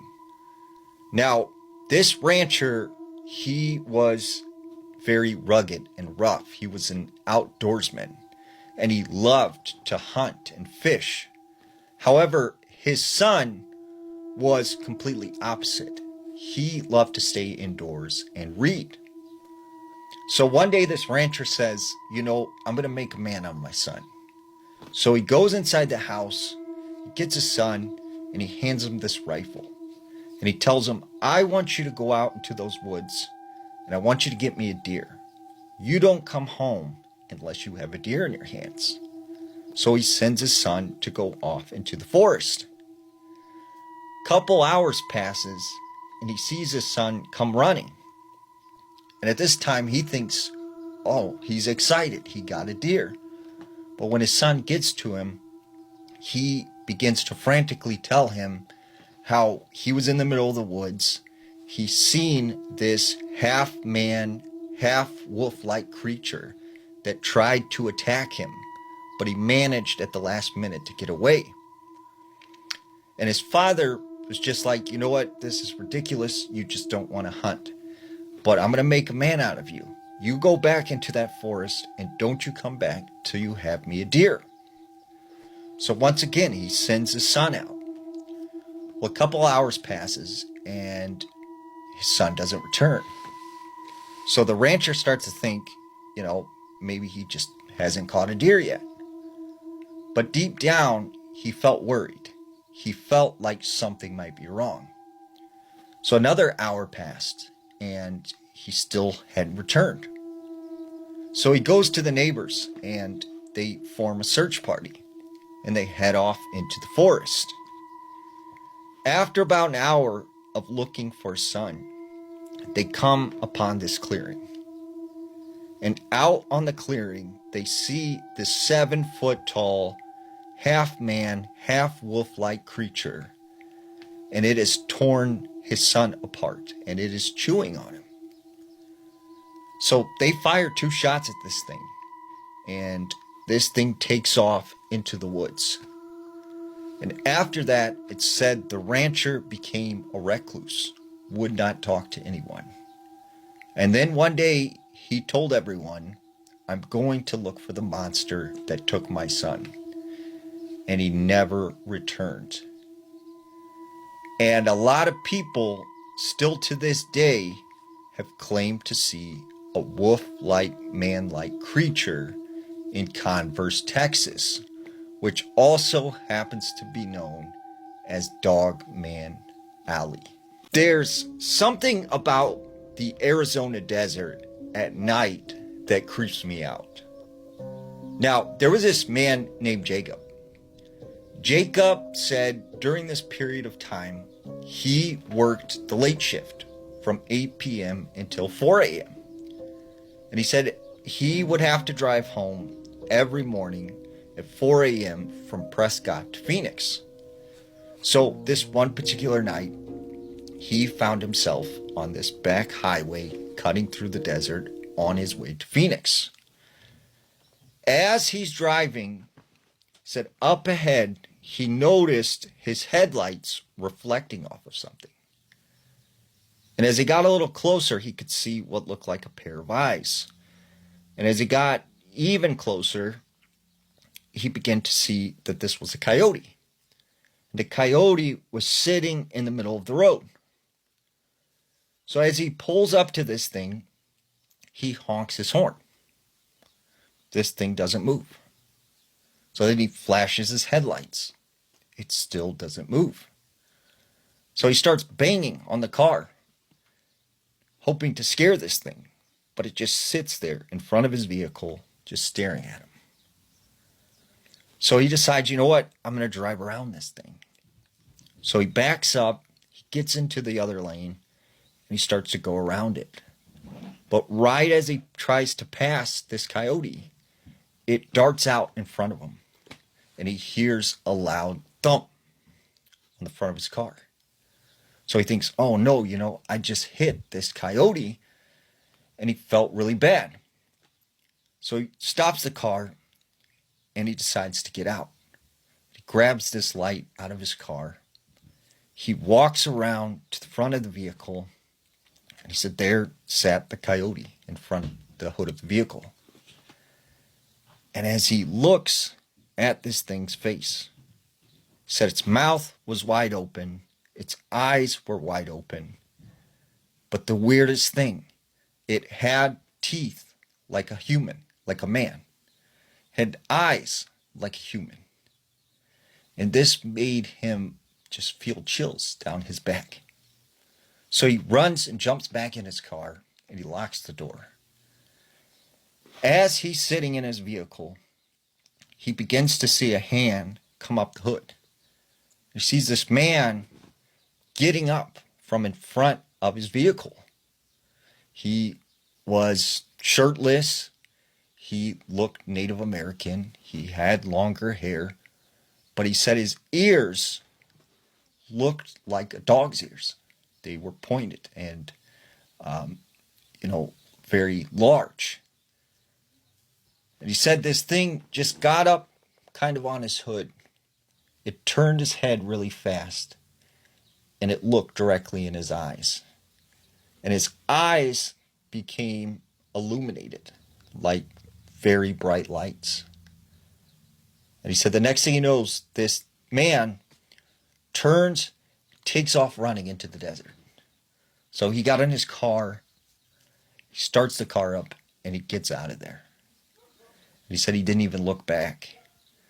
But something about that encounter stuck with him for the rest of his life. Weird spooky story time, and her grandma had a scary experience at a nightclub. This story was sent to me by a woman who said that her grandmother had this really scary encounter, and she believes it to be true because her grandmother's story never changed. Said that when she was younger, she went out dancing one night. Just a normal night, music, laughter, a crowded dance floor. Met this guy that she always described the exact same way. She said that he was too handsome to ignore, he was charming, he was confident. She said that he was the kind of man that made you feel like you'd known him forever. She said that she spent the night with him dancing and talking like nothing felt weird. At least not at first. When the night ended, he offered her a ride home. Said yes, but somewhere during the drive, something changed. I'm like, girl, don't take rides from men, but this was probably a way different time. She said the energy in the car shifted and it got really scary. The air felt heavy, almost like something entered the car. He suddenly got quiet and became really different. She couldn't explain it, but she felt it. Made it to her house, she thanked him, and she began to walk up to her door. As she started to go inside her house, he grabbed her, got really aggressive, and he was insistently saying, "Let me in." Over and over again, he just kept saying, "Let me in, let me in." She fortunately knew not to let him in, and she ended up pulling away out of his grasp. As she was trying to get inside, she heard this really aggressive voice. It wasn't the voice that he'd had all night. It was a different voice. When she turned around to look at him, the man she'd spent the entire night with was changing.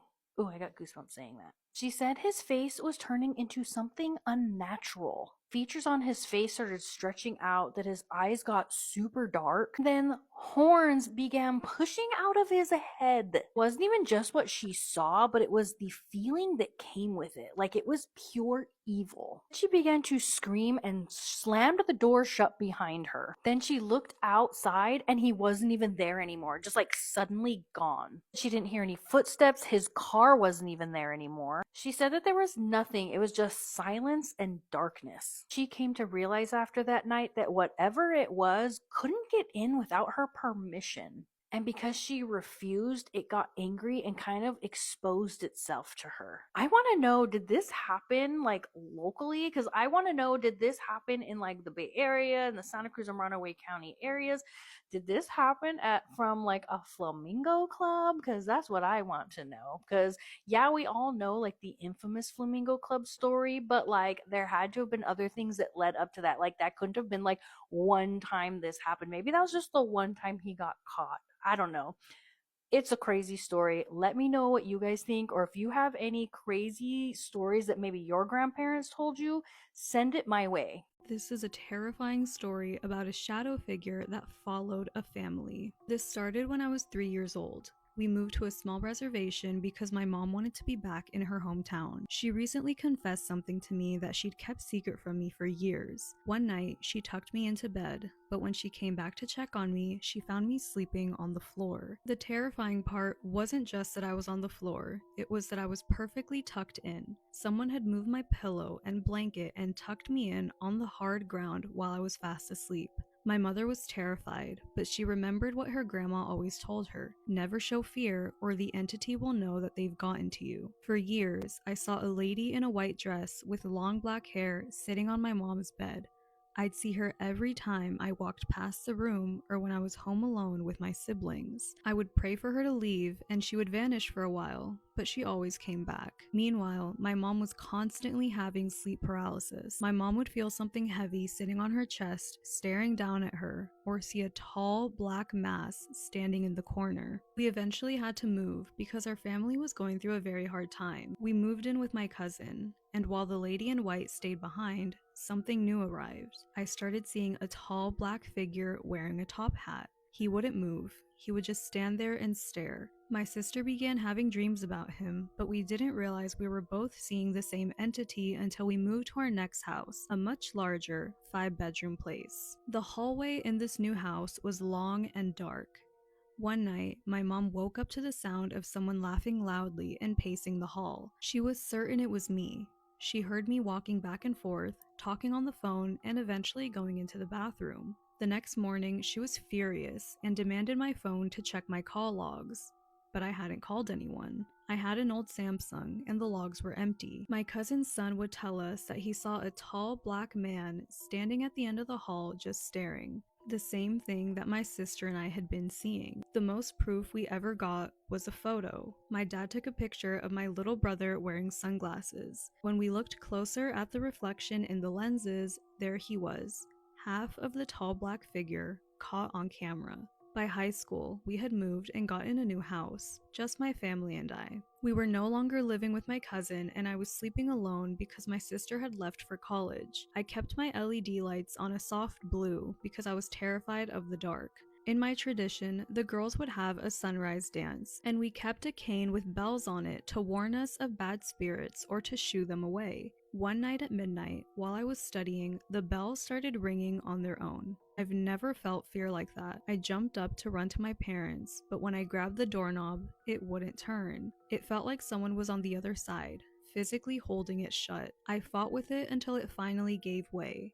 When I brought my mom back to the room, the blue LED lights had changed to a deep red. This thing didn't just target me. It would lock my older brother out of the house even when we knew the door was unlocked. My little brother saw an old man standing outside our kitchen window, just watching him. I've had dreams where I was being dragged out of my bed while people screamed at me. I'm in college now, and while I haven't had a physical encounter recently, I always feel like I'm being watched in my dorm when I'm alone or at night. There's been several reports out of Washington State of people having these encounters with these random old people in the woods. Now, there was this man named Jack. Jack was from Seattle, Washington.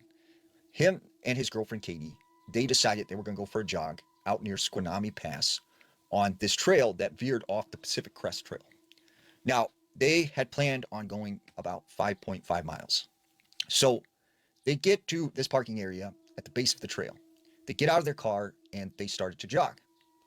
Well, as they got about 2 miles into their run, they noticed this woman on the trail.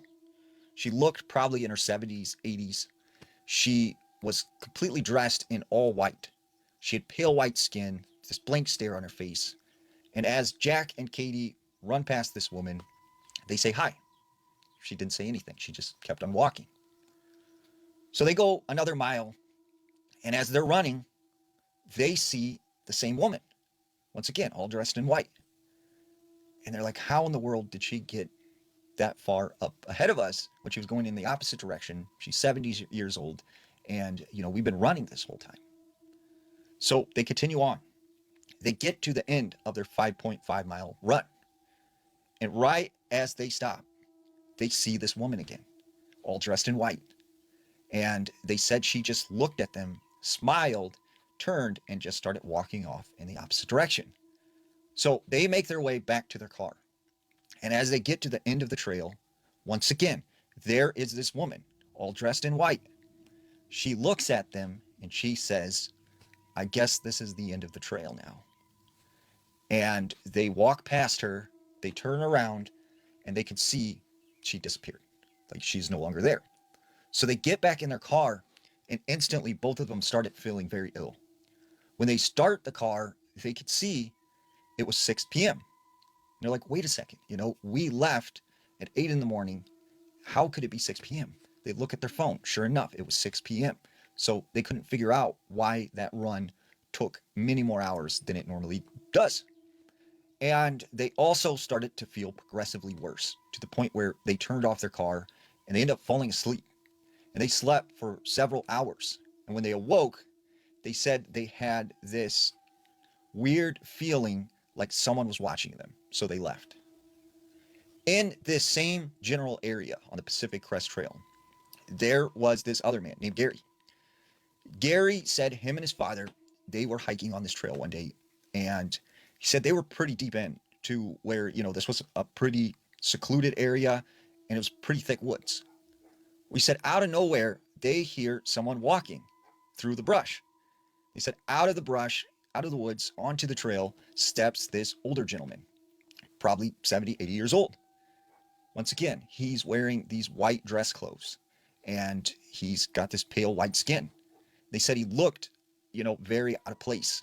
And this was a hot day and he's dressed in these very warm, dress clothes. They said he looked at them and he said, it really is enigma. And then they said he turned and walked back into the woods. And as they made it back to their vehicle, he said they, started their car and they just felt like something was weird. And when they got back home, they realized it was the next day. Somehow they misplaced a whole 24 hours of time encountering these random old people that people are seeing in the woods. In Oklahoma, there have been more drownings that are unexplained, people disappearing on the water, on lakes in this area, than any other place in the world. Now, a lot of people attribute this to what they believe is some sort of giant aquatic creature that lives in 3 lakes in Oklahoma. Now, I've researched, I've studied this extensively, and I believe, without a doubt, there is something residing in Lake Thunderbird. Now, this story comes from actually Lake Thunderbird. There was this fisherman who said one night he went out on his bass boat and he was out in the middle of the lake. He had cast several lines out and he said he was just sitting there in his boat. He said, you know, it was just a calm, clear night. The moon was out. There wasn't another boat in sight. And he said he just got this like eerie feeling. And he noticed just how calm, how still and placid the water was. And he said it was just like very quiet, which was odd. And he said all of a sudden, off in the distance, he hears a loud splashing sound. And then over in the other direction, he hears another loud splashing sound.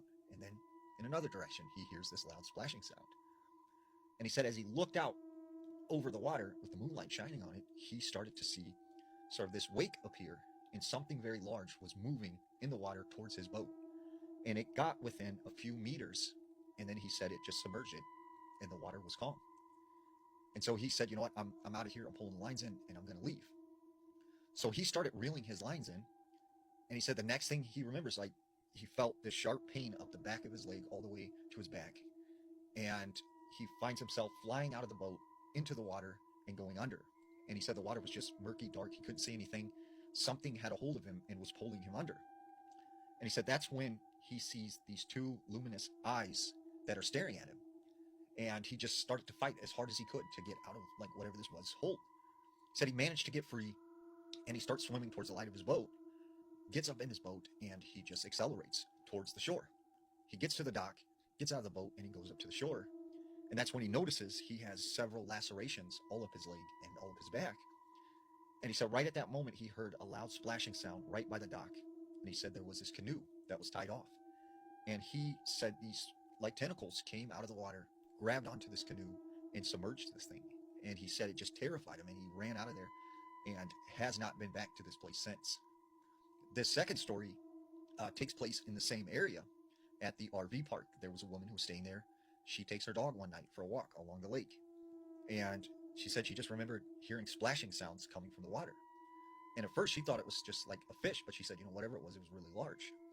As she's walking along the water line, she said she just kept hearing the splashing, like whatever this was following her. Then it got quiet for a little bit, and she said, well, it must be gone, whatever it was. She said the next thing she knows, her dog just starts barking and alerting her to something. She looks up ahead, and she said she sees this thing that was as large as a cow, and it's dragging itself along the shore. And she said her dog managed to slip the leash and takes off running towards this thing. She hears her dog yelp. This thing grabbed her dog and just starts dragging it into the water. And she said, it just threw her off guard and like terrified her. And she couldn't believe that there was something in the water that could take a 90-pound dog and just drag it into the water like it was nothing. This third story comes once again in the same general area. There was a man went out fishing one night on the shore, and he said, he cast his line out, and the next thing he knows, he said he's seen this just bright light in the sky. And he said he noticed it just kept getting brighter and brighter, and that's when he could see that this was some sort of like ball of light. And he said it just hovered over the lake, and it was kind of moving back and forth, and then he said it dropped down and it went into the water, and he watched this thing submerge. And he said he could see like the glow of it as it went under the water, and then it just disappeared. So the next thing he knows, they're splashing right where his line is cast out. And he said he just dropped his pole and he ran off. And he said that like shook him up pretty bad. And he thinks that whatever was in that lake was associated to whatever that light was that he's seen in the sky. This invisible line that sits 37 degrees north of the equator, and it essentially divides the United States into the north and the south. Now, the thing about this imaginary line is the places that it runs through. It is known as the Haunted Highway because this line goes through Area 51, right? It goes through Roswell. It goes through the Four Corners region, which has been synonymous with skinwalker sightings. It cuts through the Ozarks, right, which is an epicenter for paranormal activity. it goes through Monmouth Cave, right, which is known to possibly be this subterranean city that exists in these caves that span thousands of miles. Now, it also cuts through the heart of the Appalachia and into Washington, D.C. Now, the eerie thing about this is if you look at all of these UFO sightings, these major events that have happened along this line, it also passes through the New Madrid fault line. And I've started to notice a lot of these places in the north, or in the Four Corners region, where they are seeing these skinwalkers. They are seeing them in the same place in the Appalachian Mountains along the 37th parallel. Now, some people believe this is some type of metaphysical type of ley line, or possibly a tear between dimensions of space and time, and that this attracts sort of these interdimensional beings or evil or negative energy. Now, this is a story that I heard that takes place along the 37th parallel. There was this man named Chuck. Chuck said one night he was driving from Roanoke to Knoxville, Tennessee. He said he was on Interstate 81. It was like 10:05 at night, and it was a completely clear sky. He said as he's driving in his car, he all of a sudden started to feel kind of weird. And he said he almost like went into this daze. Well, he pulls off the interstate and he starts driving down this back highway. Then he gets off onto this dirt road. And eventually he finds himself in the middle of the woods driving down this dirt road high up in the Appalachian Mountains. And he starts to think, like, what is going on? Like, how did I end up here? Like, what made me get off the interstate and drive out into the middle of the woods? So he stops his car and he finally gets a hold of himself. And he's like, all right, how do I get out of here? Like, where do I need to go to get back on the interstate? As he's sitting outside of the car, he notices it's completely quiet. There's no bugs, insects, no sounds of the summer, like nothing. It is quiet. When all of a sudden he hears do do do do do do do, like this music, and it was coming from the woods. And it was just very soft and very faint, but he could hear it. And he's like, there is nothing around here. Like, where is that music coming from? And that's when he felt like there was a presence in front of him. And he said it felt very large. It felt evil and it felt menacing. He could not see it. He couldn't see anything but the woods, but he could feel something was standing behind the car next to him. So he slowly gets in his car, he closes the door, and he locks it. That's when he started to feel vibrations in his car, like something was, stepping really hard right behind him, something big. So he proceeds to start his car up and drive down this road. When he looks in his rear view mirror, he could see something was following him, even though like he couldn't physically see it. It was like he could feel something was chasing him. So he starts speeding, and he's going as fast as he can down this dirt road. That's when all of a sudden his radio turns on by itself, and it starts playing the same song that he hears out in the woods. So he's freaking out now, like, I need to get off this road, like something's going on. He tries turning off the radio. The music won't stop playing. And that's when he looks in his rearview mirror again, and he could see the outline of something very large, probably 9 to 10 feet tall, moving behind his vehicle. And he said the next thing he knew, he looked forward, and he found himself 90 miles away, now in Knoxville, Tennessee, about 5 blocks away from his home, sitting in his car.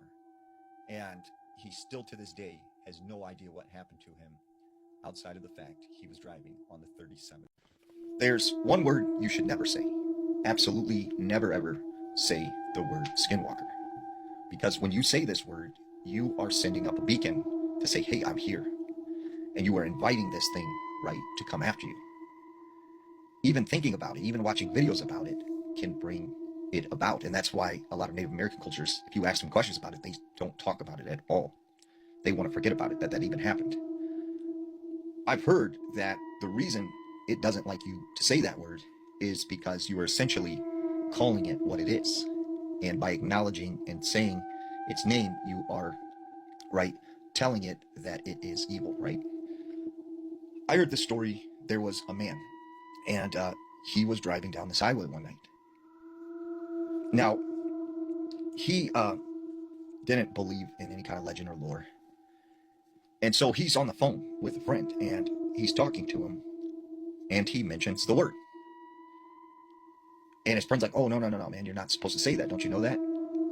And he's like, oh man, that's just a myth. Like, that's not true.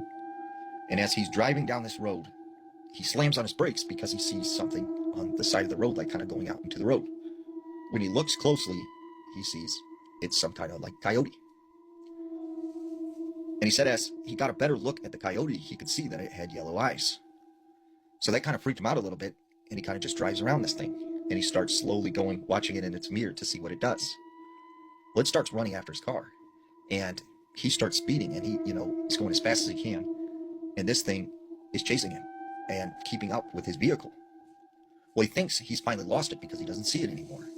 And he thinks, oh, it's gone. I'm all right. Well, when he makes it home, he gets out of his car and he notices in the woods by his house that there's a coyote, like, moving around in the woods.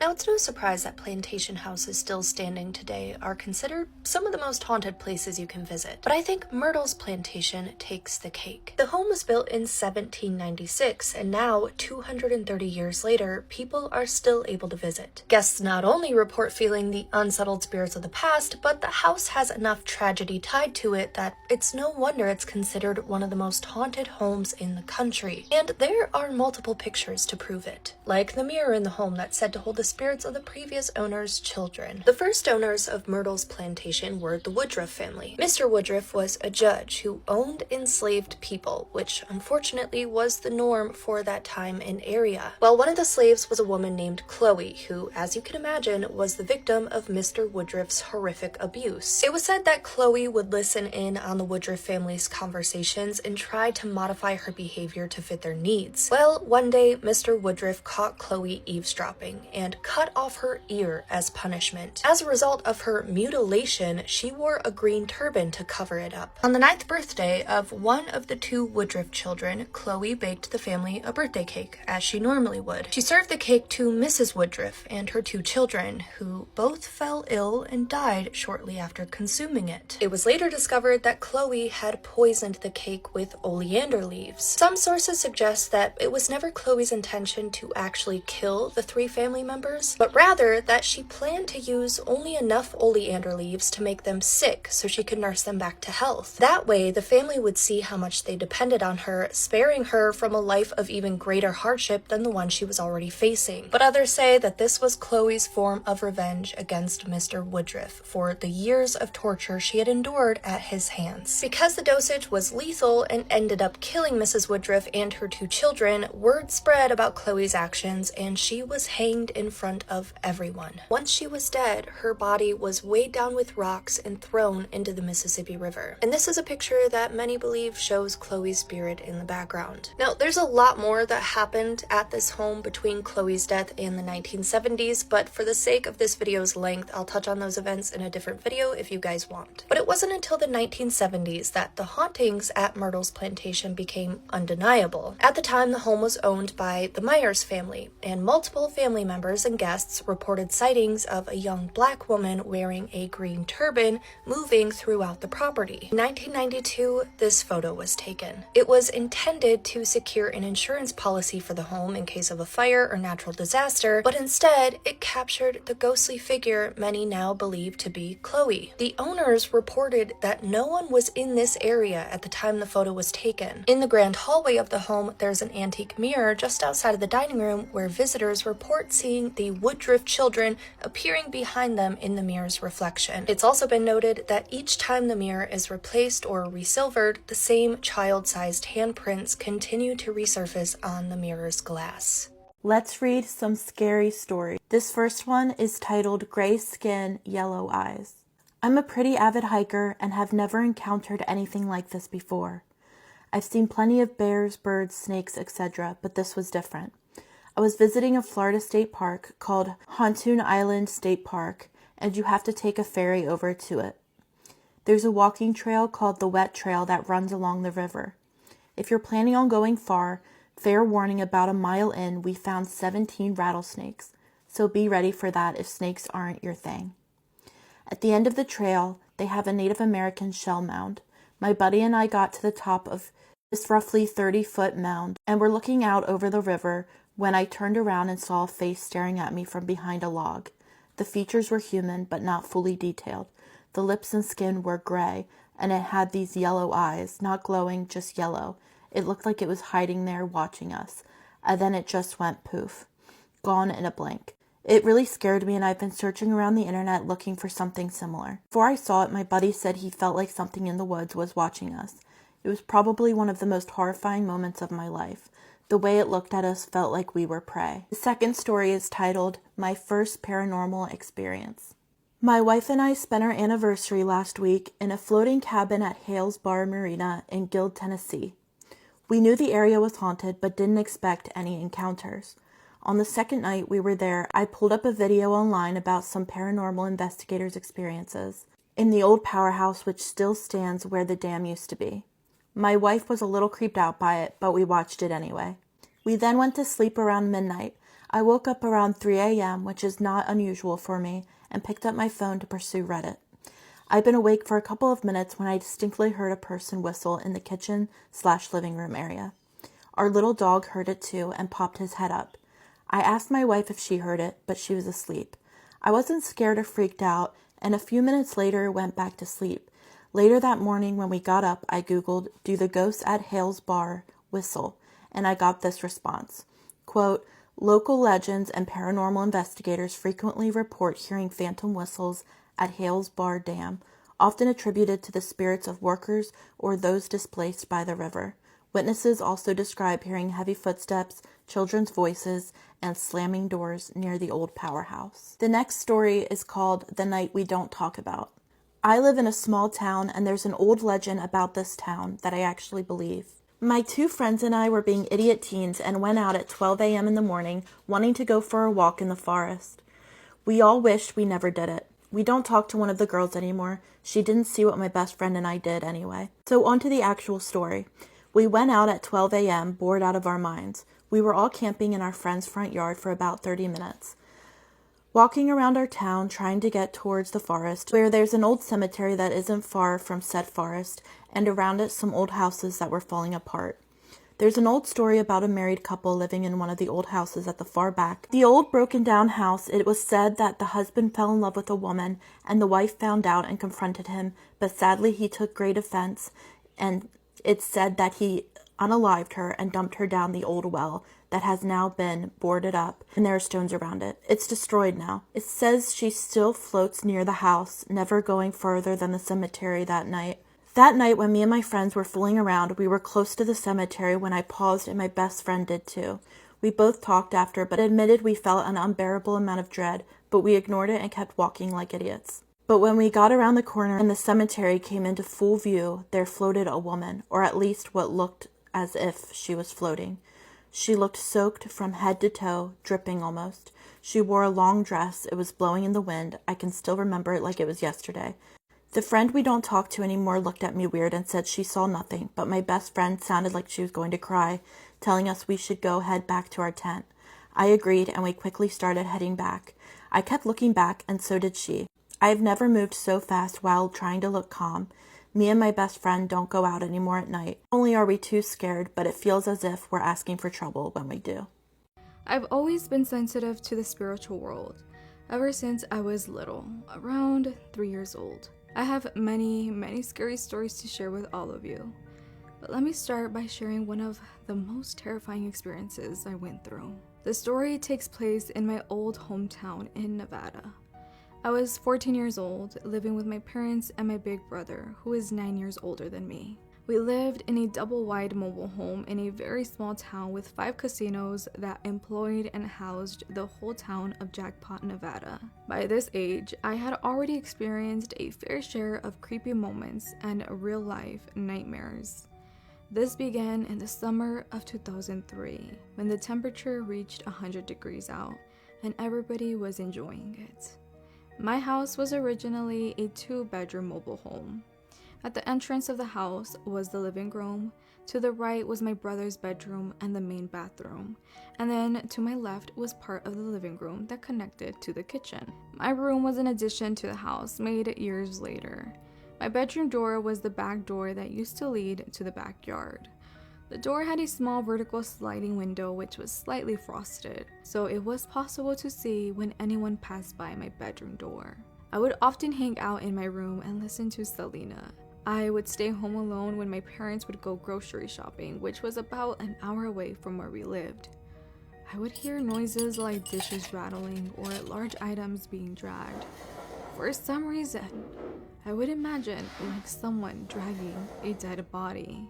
The lights would often flicker and the air would quickly turn so cold that I could see my own breath, despite our house not having any type of AC or swamp cooler. My heart would beat so fast.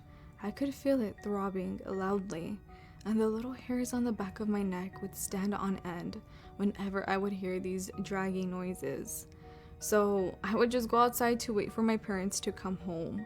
I definitely felt a big sense of relief to see our big blue van pull up to the park and unload our groceries. Don't get me wrong, I had a great childhood and I was an adventurous kid who enjoyed playing. However, I always hesitated when the sun would set. A lot of people firmly believe that La Llorona is loose in Mexico and wanders the streets at night, and if you listen close enough, you'll be able to hear her. I'm one of these people. And just some quick context, if you have no idea what I'm talking about, La Llorona, or the Weeping Woman, is one of, if not the most famous legend in Mexico. The legend talks about a woman named Maria who was cheated on by her husband, and in a fit of rage and grief and just complete despair, she took the children that she had with this man and she them in a river. And now her soul is restless and it wanders around Mexico late at night crying and searching for her children. And throughout my time on the internet, I have come across multiple videos of people claiming to have heard her, but what I've noticed about these videos is that they're always using the same sound and they're just not authentic. But there is this one video that I firmly believe is real, and I want to show you. Vamos a ver las bodegas, no mames. Puta madre. Puta madre, ya me dio escalofrío. Puta madre. A ver, vamos para allá, güey. La neta ya me está dando miedo, güey.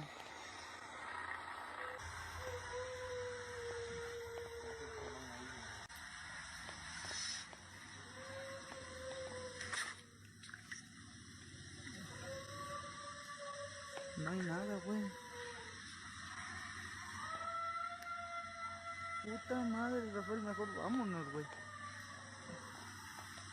No hay ni madres en la esa, güey. I need to tell you guys this ghost story. This story was sent into my email, and if you have any ghost stories, paranormal encounters, or scary stories that you want to share, you can send them to the email in my bio. The Ouija board was keeping me awake. A couple of years ago, my dad, myself, and my grandmother flew out to California for a surgery she was going to have. The entire trip already felt very emotionally charged.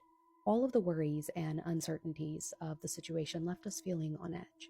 My grandma's surgery was a serious one, so everyone in the family was stressed and exhausted the entire time that we were there. When we first arrived, we stayed with one of my dad's older brothers who lived farther away from the hospital, and everything there was completely fine. Nothing to suggest what was going to come next. After about a week, we moved into my other uncle's house because he lived much closer to the hospital where my grandma would be recovering after her surgery. And as soon as we settled in, things changed. Almost immediately, I started waking up every night at exactly 3 in the morning. At first, I tried to rationalize. I blamed jet lag, stress, and emotions, but I couldn't help but notice that every time I woke up, the room felt strange. And I also felt like I was waking up instantly, as if someone were shaking me awake violently. I would usually just stare at the ceiling for a while, trying to fall back asleep, but eventually my cousins started noticing how tired I looked, and one night when we were all hanging out downstairs playing video games around midnight, they asked how I was adjusting to California time. I laughed and said, honestly, my sleep's messed up. I keep waking up every night at like 3 in the morning. The second that I said that, my older cousin slowly looked over at his younger brother. Something in the room changed. My younger cousin got very quiet for a second before finally saying, "Oh, I should probably tell you something." There's a Ouija board hidden somewhere in the room that you're staying in. I honestly thought he was joking at first. I genuinely couldn't fathom him being serious, but he looked completely serious, so he started to talk me through it. Apparently, back in high school, he and his friends were obsessed with exploring abandoned buildings, and they would use the board all the time while doing it. He said nothing had ever happened, so eventually he stopped using the board altogether and believing in its abilities. And at some point, he hid the board somewhere in his room and completely forgot where he put it. I laughed it off in front of them because what else could I really do? I didn't want to seem dramatic, but internally, I felt sick. Because up until that moment, waking up every night felt explainable, but after hearing that, it didn't anymore. A few weeks later, my dad had to fly home for work, which meant I'd be staying with my uncle and cousins alone for the next couple of months while my grandmother recovered. From that point on, I started sleeping with the sunset lamp on every night. I also kept my rosary beads beside me in bed.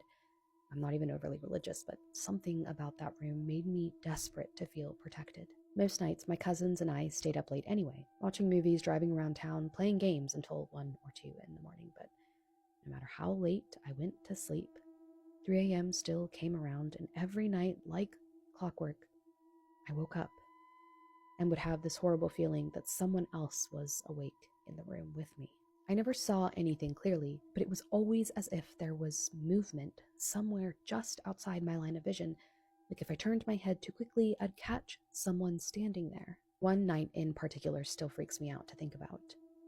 Everyone else had already gone to bed, and I had gone downstairs to grab something from the kitchen. When I came back upstairs, the hallway was completely dark. No lights on, just a bit of moonlight coming through the windows downstairs. And as I got closer to the bedroom, I noticed the door was slightly open. Immediately, I stopped walking because I always shut the door completely when I would leave the room. Always. I stared at the crack in the doorway, trying to convince myself one of my cousins had probably opened it earlier. But I knew something wasn't right. I felt it. There was some light coming through the blinds inside of the room, casting shadows across the floor. Enough for me to see that standing in the doorway was a figure. I couldn't make out a face, just the outline, but I was almost certain that they were watching me. My entire body locked up, and that cold adrenaline feeling washed over me all at once. For a second, I genuinely could not move. Then some survival instincts kicked in, I suppose, because I reached around the wall, fumbling for the light switch without taking my eyes off of the figure. And the second I hit the switch, the room flooded with light, and there was nothing there. The doorway was completely empty. I checked every corner of that room afterward, trying to calm myself down. Closet, bathroom, under the bed, nothing. And somehow that almost made it worse. For the rest of the time I stayed there, I kept the lamp on every single night. I refused to sleep in complete darkness after that. Every night I stayed in that house, I still woke up at 3 a.m. until I finally left. And the second I got back home, it stopped. Completely. No more waking up suddenly, no more feeling watched. To this day, I still think about that room sometimes, and I wonder where that Ouija board was hidden. Because whatever was in that room will be there until it's found. We listen, we don't get scared, and we don't judge. All I'm gonna say is be careful of the people that you drink and chill with, especially when you're drunk. Watch how they behave when you are drunk. So there was this time we were at my other cousin's house, whatever. It is in another place. I'm not gonna say where, because I don't want the people that I'm talking about to know I'm talking about them. So this cousin, we used to like visiting, whatever, and at this point we have formed some sort of like relationship with the people that he chills with, you understand? Because it was like 2 of my other girl cousins, so we're all chilling together or whatever. So now, okay, that particular day we're all chilling, whatever, drinking vibes or whatever. This boy keeps on prompting me to go to the to the shop because he wanted like a cigarette or something. And I'm like, but why don't you just go on your own or go with somebody else? Because there was somebody that was like, no, I'll go. And then he would kept on being like, no, I want her to go. She refuses to stand up for whatever reason. So I did not see what he was doing. I just thought like, this person just wants me to get up or something. I don't know. I get up the first time to go and buy whatever he said he wanted, and I buy snacks for everybody else because the shop was not really that far. I get back there, he gives me, a can. He's like, don't drink here, this guy. He's like, don't drink from an opened can or leave your glass unattended. People are naughty. And I'm like, he's looking out for me. Okay, he gives me my drink, whatever. He gives me the can, and I drink. As I'm drinking this thing, man, I feel like I'm hallucinating. For some reason, I feel like, no, man, I feel like a drug addict. I feel like I'm seeing things, I'm seeing shadows, but I'm like, I don't think that it could be this guy. I'm like, hey, man, maybe something is wrong with this liquor or whatever. So I decide to dunk it out, and I'm like, I'm not drinking this no more. I don't want it, right? I take another thingy. I take the bottle, whatever, and I mix it, whatever. Not these cans, these things that maybe something is wrong with the things that are in cans. Maybe they must have laced it or something. I'm not thinking that it could be this boy. Cool. The night continues. I'm still sober, whatever. So this guy is like, don't you want to go to the shop again one last time to buy me snacks? Because I don't know, he gave me some stupid reason, and because I was intoxicated, I did not think anything of it.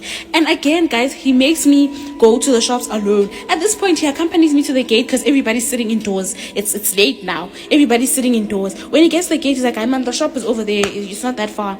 And I'm like, yeah, sure, let me walk there. Because I also needed a fresh air because of the things that I was low-key seeing. I might have known the story of real life boogeyman. Get to the shop and I buy whatever. As I'm walking home, guys, I realized that, oh man, I've been walking for a really long time and I don't think I'm finding my way. Mind you, my cousin's house is right here. The shop is like, when you turn, you go straight, maybe like 5 houses or 4 houses, and then when you turn, the shop is right here. So Haibo, I'm there like walking, and I'm realizing that it's been so long. I've been walking for a really long time. So as I start walking there, I find I walk in this very I find myself in this very quiet street. It's very, very quiet, and I'm walking. When I look behind me, there's nothing. But when I look to the side, at the corner of my eye, it feels like something is following me. And I feel like when I do this, I can see it. But when I turn my head around all the way to see, I can't see anything. Do you get what I mean? I keep walking, turning around to look, nothing still. I'm like, so I start running, guys. I don't know how, I don't know what happened. I started running. Somehow I landed at my cousin's posy and I bumped into somebody and I fell down. That's when I regained consciousness. They're like, what's going on? I should have said something right there and there. But I was like, oh, nothing. Like, hey, I don't know what happened, I feel like I took the wrong way. And they're like, yeah. And then my cousin's other friends are like, you were walking that way. We tried to call you and we thought maybe somebody's calling you. Maybe you're going to talk to somebody because we kept on calling you and you did not see us. And I'm like, So I don't tell them that at some point I went blank and just started walking. Cool, the night continues. I go to the boy that sent me to the shop. I give him his things and he's like, hey, when I told you not to leave your glass unattended. And I'm like, I forgot about that. Mind you, guys, every single time I was leaving, I feel like he just wanted me to not think that he's doing something to me, because every single time he would send me to the shop, like the first time he sent me to the shop, I did not leave my glass unattended. He accompanies me to the gate, guys, and then leaves me at the gate, takes my glass and leaves. So I don't understand. Do you get what I mean? Unfortunately for him, guys, so okay, he gives me another can and again I drink it. Unfortunately for him, this time I saw a shadow that was just following him. It was a shadow that was just following only him, and I'm looking at the shadow. He keeps on looking at me like, what are you looking at? I'm like, nothing, you're cute, those lies, trying to flirt, whatever. He's like, oh, okay, cool. But then I see a shadow that keeps on following him, and I was like, I need to go to sleep. This is some deja vu, guys. For some reason, I decided to go and sleep with my aunt, my cousin's mother. I go in the room with her and I go to sleep. And she's like, you're not drinking with the rest of the people. And I'm just like, hey, I'm over it. I'm starting to see things. And she's like, yeah, no, you're really over it. Guys, we're not thinking anything of it. Here I am. I get home. Now all of a sudden, I'm dreaming of this boy chasing me in my dreams, trying to catch me. Sometimes trying to that other things with me, sometimes trying to kill me. I'm like, hey, bro. So eventually my aunt was like, you should come visit us. And I'm like, I'm not coming back there. This boy, man, ever since I started chilling with him, I've been dreaming about him. She was like, what happened? I'm like, this is what happened. I'm telling my aunt the truth. Hey, man, this is what happened, whatever. When I got there, like, he did this and that. You know what I mean? My aunt is like, no, come this side, let's fix it, whatever. And my mom agrees because she was going to take me somewhere. When we get there, guys, they tell me that this boy is not a good person. Like, he basically is mad that I don't want to be with him. His mother hates my aunt, so they are trying to do whatever thing to me. Whatever they were trying to do, they were trying to do it to me. So as this thing was chasing me, I was supposed to run and run until I ran into the street and a car hits me. So this thing was trying to take me where there's a lot of cars, so that a car hits me and I get do what? I die. And every single time he would give me a can that had been closed, it was because he wanted me to trust him. But every time he would do whatever he was doing to that can and then give it to me. Because if you guys didn't know, people, 100 people can eat in the same plate. But if somebody has some sort of poison that they got from like a witch doctor and they say, I want this person to die, you will be the only one that dies. And they will say food poisoning, and they can't blame those people that fed you, because everybody ate but you died. So how can it be those people's fault? Do you understand what I mean? That's what it was. And so I was like, yo. So apparently this boy is literally jealous of my cousin, and I made things worse because now I did not want him and he kept on trying to talk to me. And I'm just like, ever since that day, my cousin stopped drinking with people from his neighborhood, because people that you chill with and you drink with, you genuinely think those people love you. Can't no, they are watching you. They are watching your every move. They want to see what exactly you have planned. And then they strike. You get new shoes, you bought them at Small Streets, and they think you bought them at Sports Scene, and they hate you for that. Or you buy yourself a nice jersey from Mr. Price, they hate you for that, and you don't even know that you're sitting with your enemy right there. And mind you, you trust this person, you're borrowing this person your clothes. I'm just making an example at this point, but all I'm saying is watch out. Watch out. I have another Llorona story time. If this is the first time you see me come up on your screen, just know that I talk about the paranormal and all scary things on a daily basis. All of my stories are 100% true. For the sake of the story, we're going to call her Claire. When Claire was about 11 years old, she was living in El Paso with her mom and dad. They lived in a trailer. On a night just like any other regular night, Claire stayed in the living room area watching Jay Leno. She ended up falling asleep right after. At about 4 a.m. she woke up and the whole living room area was completely pitch black. All she could see was the clock that was across from her, kind of shining bright, telling her that it was 4 a.m. Followed by screams coming from this ditch that was right next to her house. At first, Claire tried to convince herself that she must be imagining this, like there's no way she's hearing screams, but the screams just continues to get louder and louder to the point that Claire can't explain them away. Claire then looks over at her cat and dog, and they're literally shivering like in the corner of the room, like they're terrified. At that point, Claire decided to just jump off the sofa and do what any 11-year-old could possibly do, and that was to run to where her parents were sleeping. Claire went over to her mom and started to frantically shake her awake. Her mom slowly wakes up, and the minute she opens her eyes, the screaming stops. Claire tries to tell her mom about the screams, but being that her mom can't hear anything, her mom tells her that you must have imagined the whole thing. You probably had a nightmare, go back to sleep. It was almost like La Llorona knew that her parents were not awake. Terrified, Claire made her way back to the living room. She turned the TV on and she turned on all the lights. She wasn't able to sleep the rest of that night. To this day, her family literally make fun of her anytime she brings up the story, but she knows for a fact what she heard. It got so bad that she stopped sharing her story until a couple years later, the same thing happened to her mom. I covered the David case a while back. Since then, a lot of new information has been reported on. Let's talk about it. Quick recap for anyone who needs it. Celeste Hernandez was a 14-year-old girl from California whose dismembered and decomposing remains were discovered on September 8th, 2025, stuffed inside the front trunk of a Tesla registered to rising pop star singer David. Real name David Anthony Burke. The car was at a tow yard. Prosecutors allege that now 21-year-old David, who had been involved with Celeste allegedly since she was 13 years old or possibly younger, murdered her on the night of April 23rd, 2025, after she threatened to expose the relationship and destroy his music career just 2 days before the release of his debut album. In April of 2026, he was arrested and charged with first-degree murder, continuous SA of a child, and dismemberment of human remains. He has pleaded not guilty on all counts. This case is still ongoing, so David is innocent until proven guilty in a court of law. So according to the prosecution, this is what they believe to be true. This is what they think they can prove happened and what they plan on arguing when this eventually does go to trial. David and Celeste first met in January of 2022 when she was only 11 years old. They began a romantic relationship in November of 2023 when Celeste was 13 years old and David was 18. Over the following year, Celeste spent a significant amount with David, including summer weekends at his Hollywood Hills homes and trips to Vegas, London, and Texas. They had matching tattoos on their right index finger, and Celeste also had his name, David, tattooed on her left ring finger.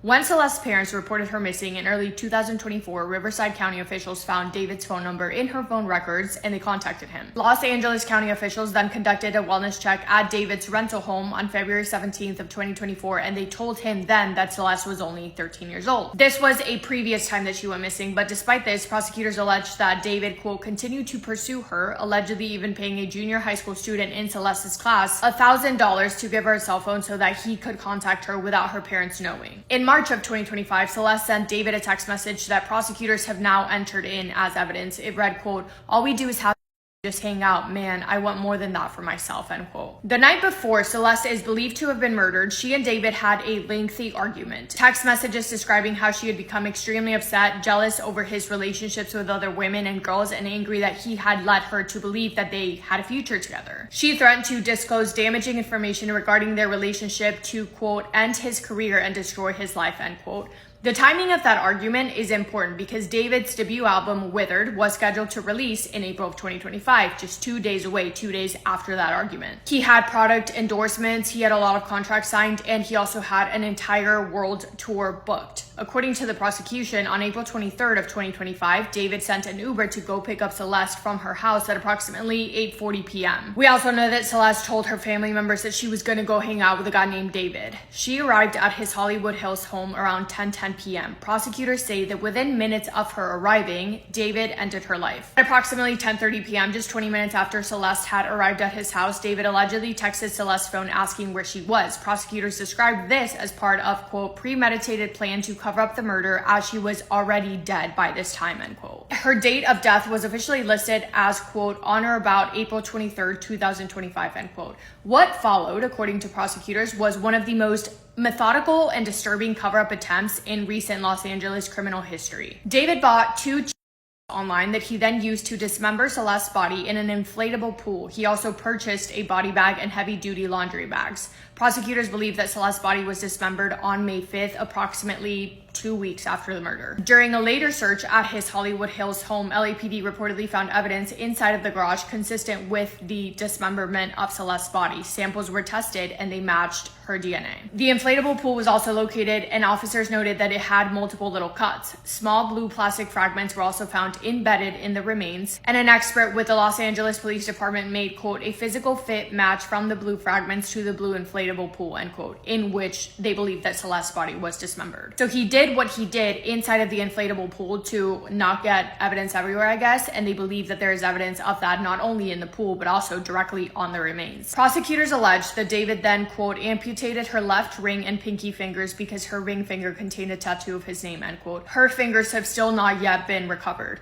For several weeks or possibly months, prosecutors alleged that David left Celeste's body decomposing inside of his Tesla. He allegedly, quote, lied to friends, business associates, and others who noticed the strong smell of decay in and around his home and vehicle, end quote. David was last seen driving around his Tesla on July 29th, 2025, before he parked it around the corner from his rental house and left LA for his world tour. The car sat, the smell got stronger, and eventually someone reported it. It was September 8th, 2025 when the LA Police Department was called to that tow yard in Hollywood after reports of a foul smell coming from the vehicle. The Tesla had been towed to the impound lot after it was abandoned in the Hollywood Hills neighborhoods. Inside the front trunk of that Tesla, wrapped in bags, were human remains in an advanced state of decomposition. On September 10th, an initial autopsy was performed, and then on September 16th, it was confirmed that their remains did belong to Celeste, who had been reported missing by her family members well over a year ago. On September 17th, LAPD investigators executed a search warrant at the Hollywood Hills property occupied by David, and they seized electronic devices, including a computer. The medical examiner ruled Celeste's death a homicide on December 9th, 2025, but the report was sealed at law enforcement request for months. LAPD Detective Joshua Byers argued that releasing the autopsy details could reveal investigative strategies, witness identities, and or additional information that could have potentially compromised the case. That autopsy report was finally unsealed on April 22nd of 2026. And as we know, when the body was discovered, it was in an advanced state of decomposition. It was also dismembered into several parts.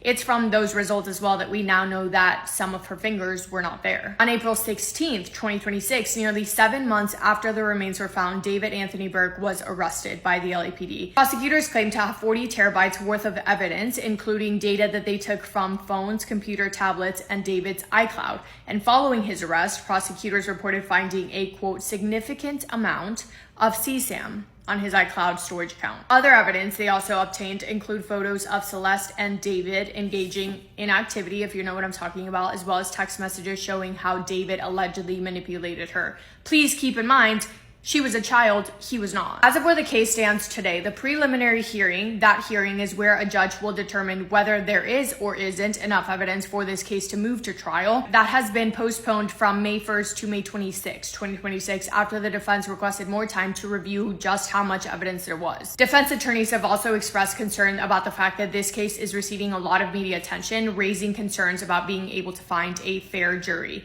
But the defense, so David's side, from my understanding, is still holding on to the fact that David is innocent. They plan on arguing that he was not responsible for any of this. He is currently being held without bond and no trial date has been set. There's probably so much information that we don't know. There's probably so many things that they are keeping to themselves so that it doesn't compromise the case. I'm so intrigued about what the defense's argument is going to be, because how are you going to explain that? Anyway, that is all for me today. Let me know your thoughts on this case. I know a lot of you guys are also keeping up with it, so let me know what you think. Let me know if I missed anything. And yeah, thank you for spending time with me today. I hope you guys are having the best day. If not, go do something to make it the best day. Make somebody happy, and I will see you in my next video. Massive kiss on the forehead to every single one of you. Guys, I spoke about this before. This is nuts that like we haven't woken up and understand exactly where we are right now. And I am telling you, wherever you are standing, whether you are at work, whether you are at home, wherever you are, just look around you. Like the news, everything, social media, like it just, everything is so negative. Everything is so dense nowadays. It's because that we live in a prison planet. And it's been like that since our existence, pretty much. But now that we actually waking up, we're kind of like freeing ourselves from this prison world that we live in. Because we are spirit. We are the soul, the divine. We are not this flesh. So they're keeping us here in this flesh. But now that we're waking up with our fully mind functioning, our soul is manifesting. Now we actually jumping out of that firmament, that wall that's keeping us in this prison planet. Everything is just turning into chaos now. You know, they're pushing more of negative agenda on us. New virus, new plane crash. You know, people actually doing research to actually help us, help this. They suddenly just like being unalive, you know, for no goddamn reason. It's because there's a awakening that's happening right now, and they don't want it. They want to keep us here. And I am telling you guys, go back and read and actually like watch some of the videos about the whole prison planet thing that I actually made. It is true. That's where we are. This world has no heaven for us at all. At all. They want you to believe that. They want to give you money, give you a little bit of resources, give you jobs so you can overwork yourself for money. Meanwhile, like your soul, your mind, your spirit is not at peace. There's always something going on. You know, they want to, you know, like keep you like pretty much like into like their little palm, you know, direct you to wherever they want you to be.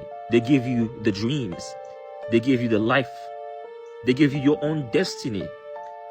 And then they tell you have free will, but you don't. You really don't. The only place that you have free will is when your soul is with the divine.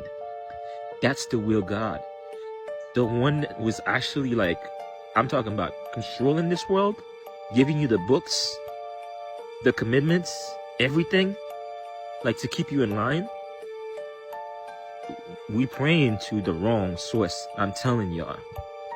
And this is not to go after anyone's belief, anyone's religion. But I'm just literally common sense. Let's just think about it for a little bit. No loving God would put us in this place right now. Leave us in this place right now. Like literally. And I can tell y'all, for many people that I've actually encountered, and myself, in like near-death experience, what they experience, what they actually report after when they woke up, is a feeling of love and freedom, acceptance. Like they actually were home. They were finally home, not here. Here, they feel like they are trapped. They feel like they are obligated. And I'm telling y'all, that's what I've been feeling lately. Like I've been, like, especially in my dreams, like it's just feel like more freedom there than here. Like as soon as you wake up, all you have to deal with is stress. You know, bad news every single day. Something has to be happening. Plane crashes, you know, like politics, different war with different countries, like people are suffering, people are dying from multiple like different diseases, and it's on and on and on. You got cancer. Like cancer has been like one of the probably like the biggest pandemic like our whole existence, but for the past decade it's been unstoppable, taking family members, loved ones, friends, and everyone around you, and then you just stuck here, you know, waking up and doing the same thing all over again. You kind of like stuck in the loop. If hell actually is a place, this is it. This is it. And whoever is controlling this world is not the good loving God that you guys think. I'm telling y'all, think about it this way. I'm not diminished, no religion or anything like that. Everybody got the right to believe whatever they want. But I am telling you, don't praise this world. Don't praise your politicians or your leaders, your elite, because their goal is to keep you here. Your energy is what they feed it on.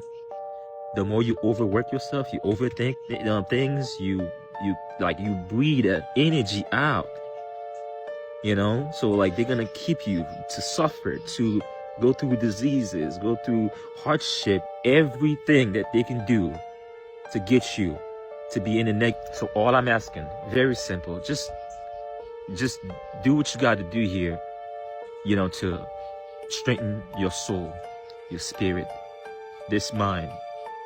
You know, be open-minded.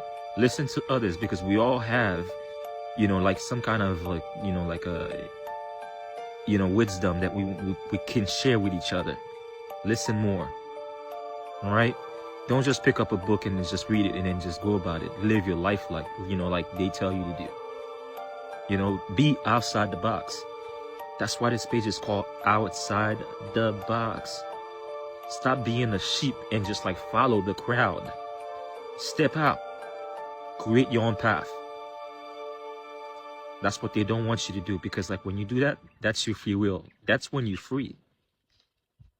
We here so we can free ourselves. That's the only goal. You know, like just learn your lesson here. Go on about and be with your divine. That's how you get free.